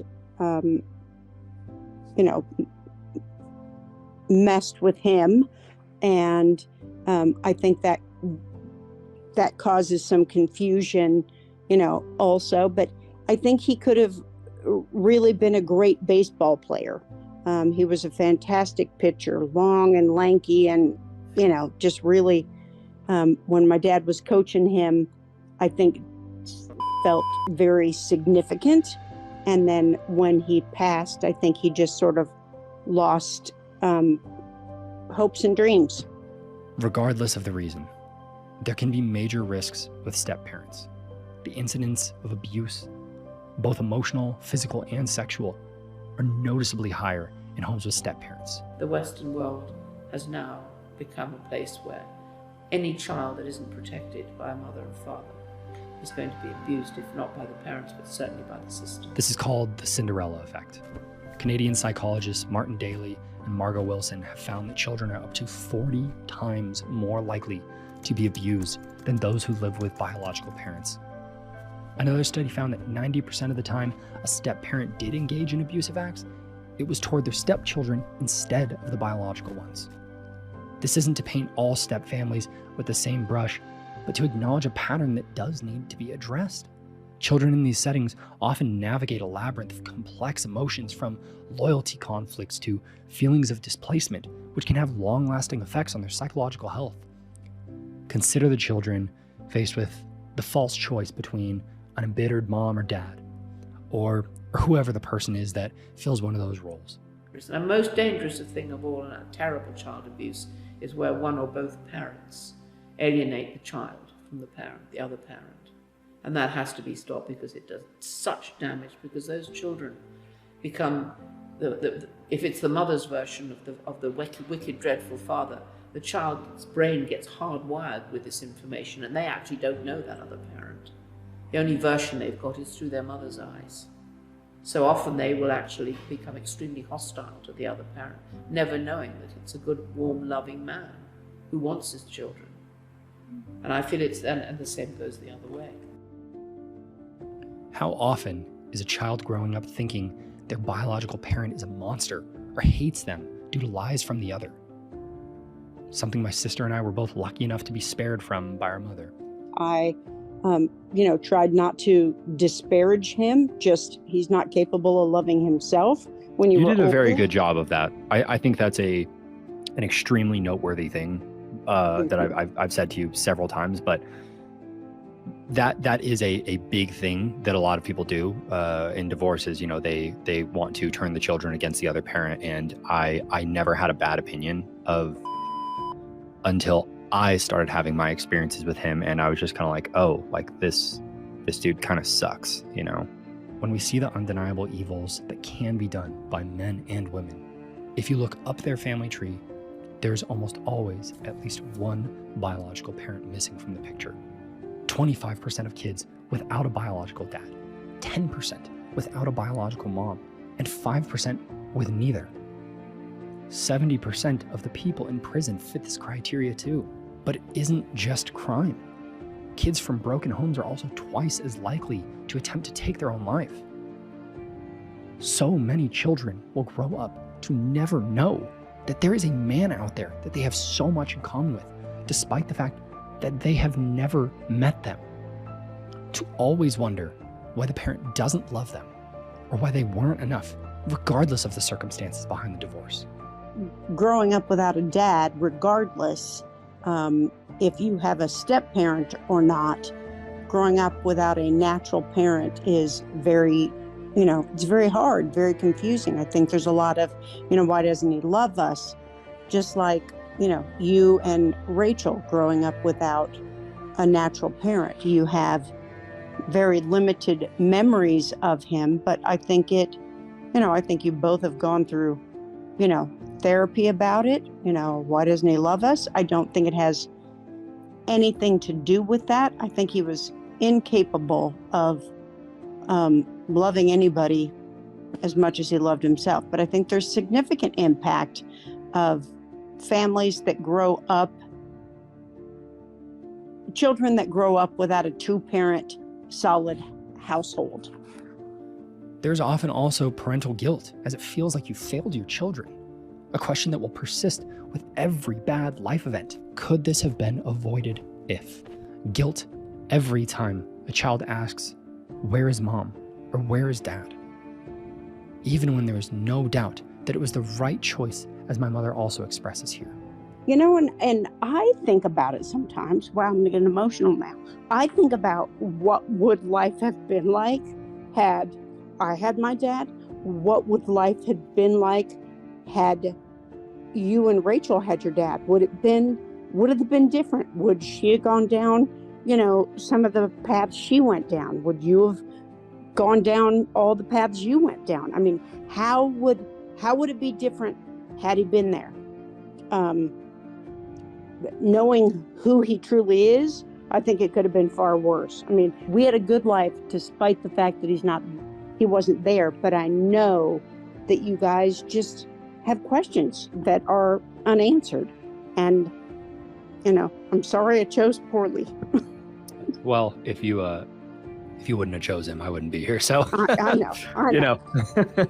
But yeah, I do think, excuse me, I do think about that as well, where it's like, how would things have been different? And, like we've said, knowing what he's done and who he is, I do think it is far more likely that things would have been worse by a major degree, would have been infinitely worse.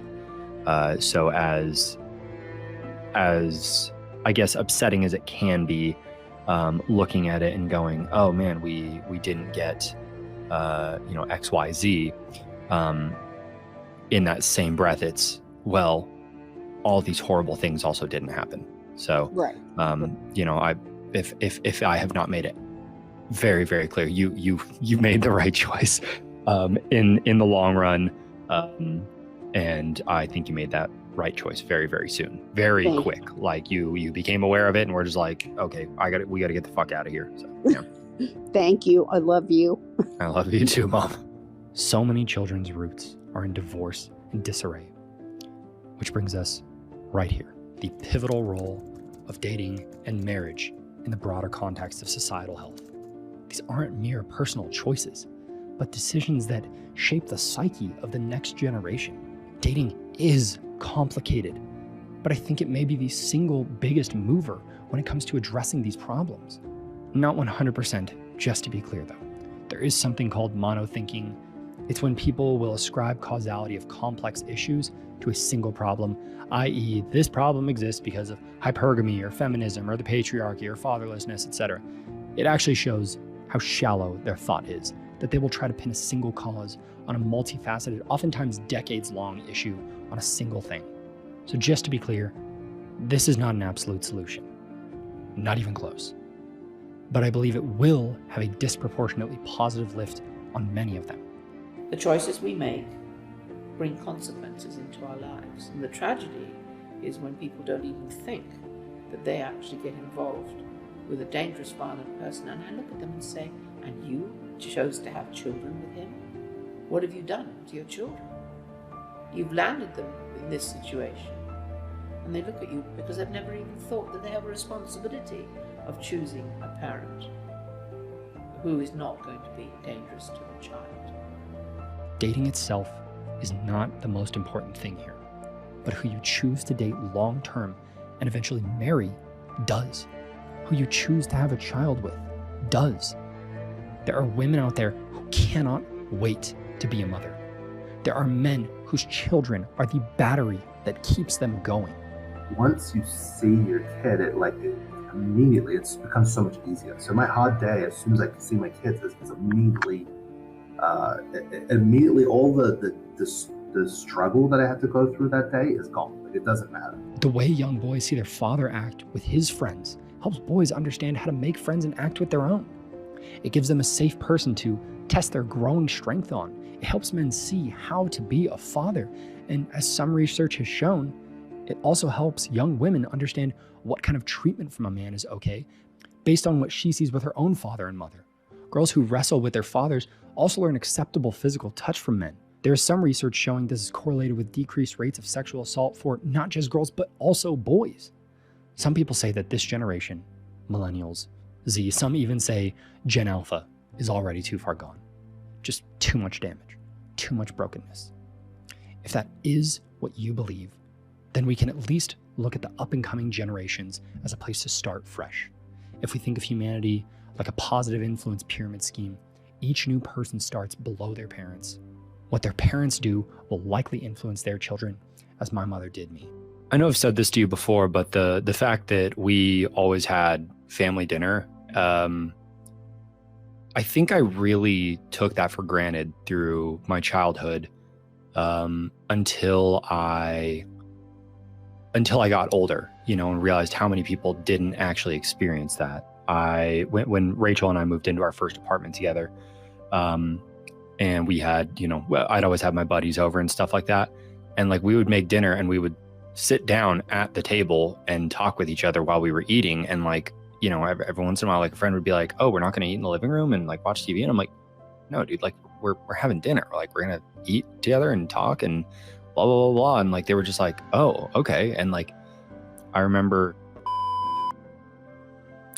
him commenting on that and just being like, yeah, that wasn't a thing in my family. And I think there's something about, modernity, present day, where there is this weird division in the family and not, being a family in physicality, physically you are a family, but in practice, you guys spend as much time together as you do with, the neighbor or your buddy at work. And it's just kind of your only family by blood. And it's, one of your friends had posted on Facebook one time, I love eating dinner. And this is you at your own house. I love eating dinner at Andrew's house because we always sit at the table. In a world increasingly fraught with uncertainties, providing a stable, loving home might just be the most significant legacy that we can offer our children and the world. It is about creating an environment where they can grow, free from the shadows of turmoil and fear, and be imbued with a sense of security and worth.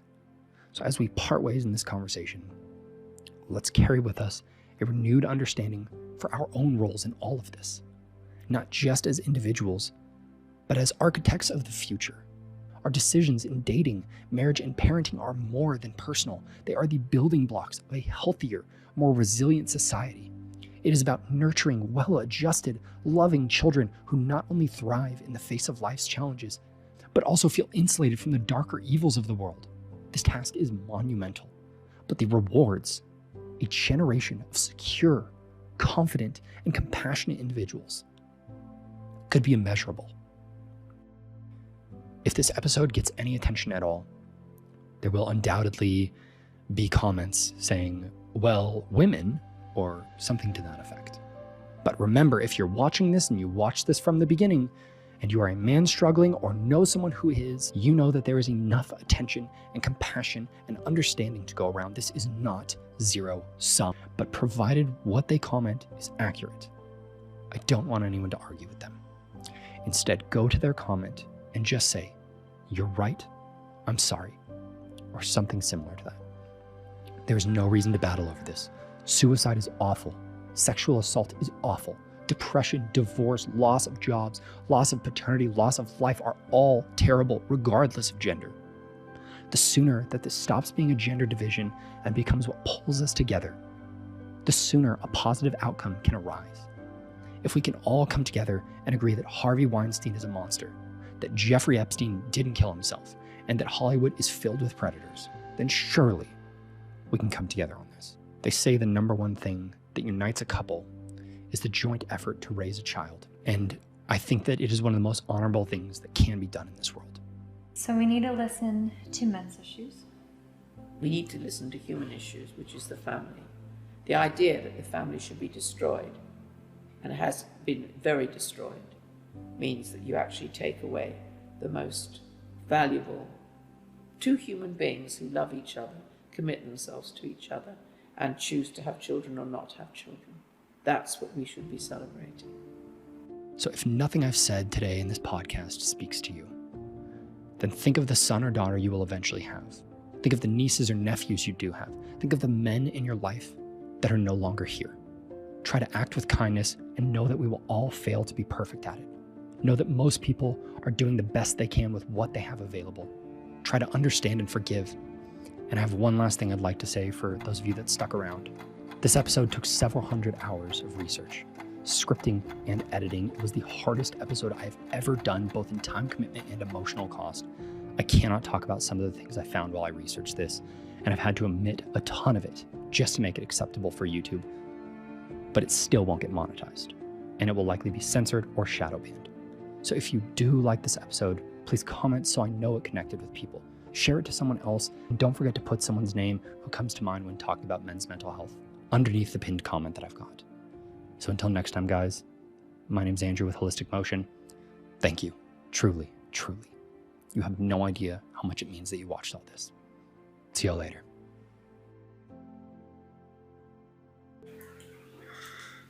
So, last night, I got a message from one of my friends that said one of our friends died. And he sends me a screenshot of a Facebook post, and it just says, it's basically just grieving this person. And I was like, you know what, it seems like this is the only person who's posting it. Maybe it's just like a misunderstanding. And then I woke up this morning and their post was deleted. And I'm like, okay, good. It was just a misunderstanding. And I text my friend. I'm like, yo, looks like that post got deleted. Probably just a misunderstanding or something like that. Then I got a notification that somebody had tagged them in a post.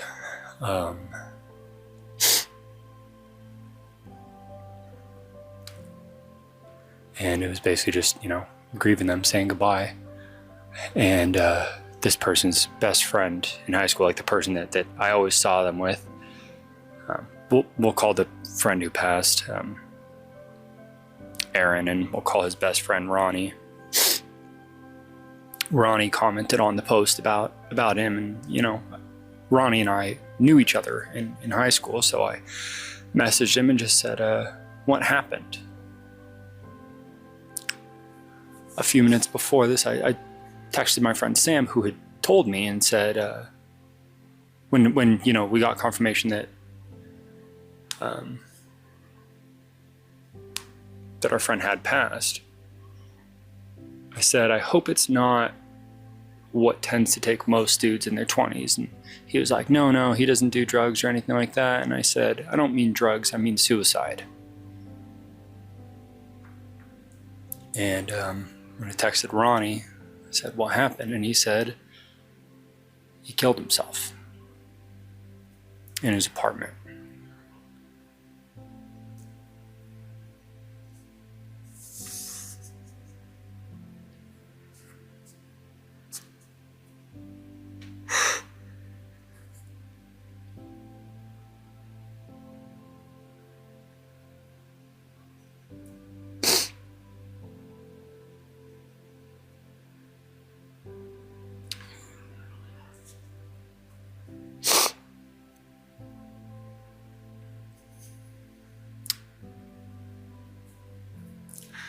I've already sent off the first draft of this episode, but it feels wrong not to include this person in this, because he was one of the fucking happiest people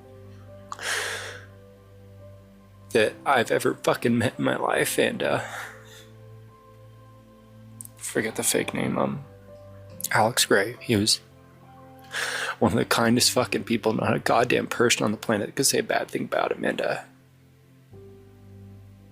the last person that you would have expected to do something like this. So rest in peace, Alex. See you soon, man.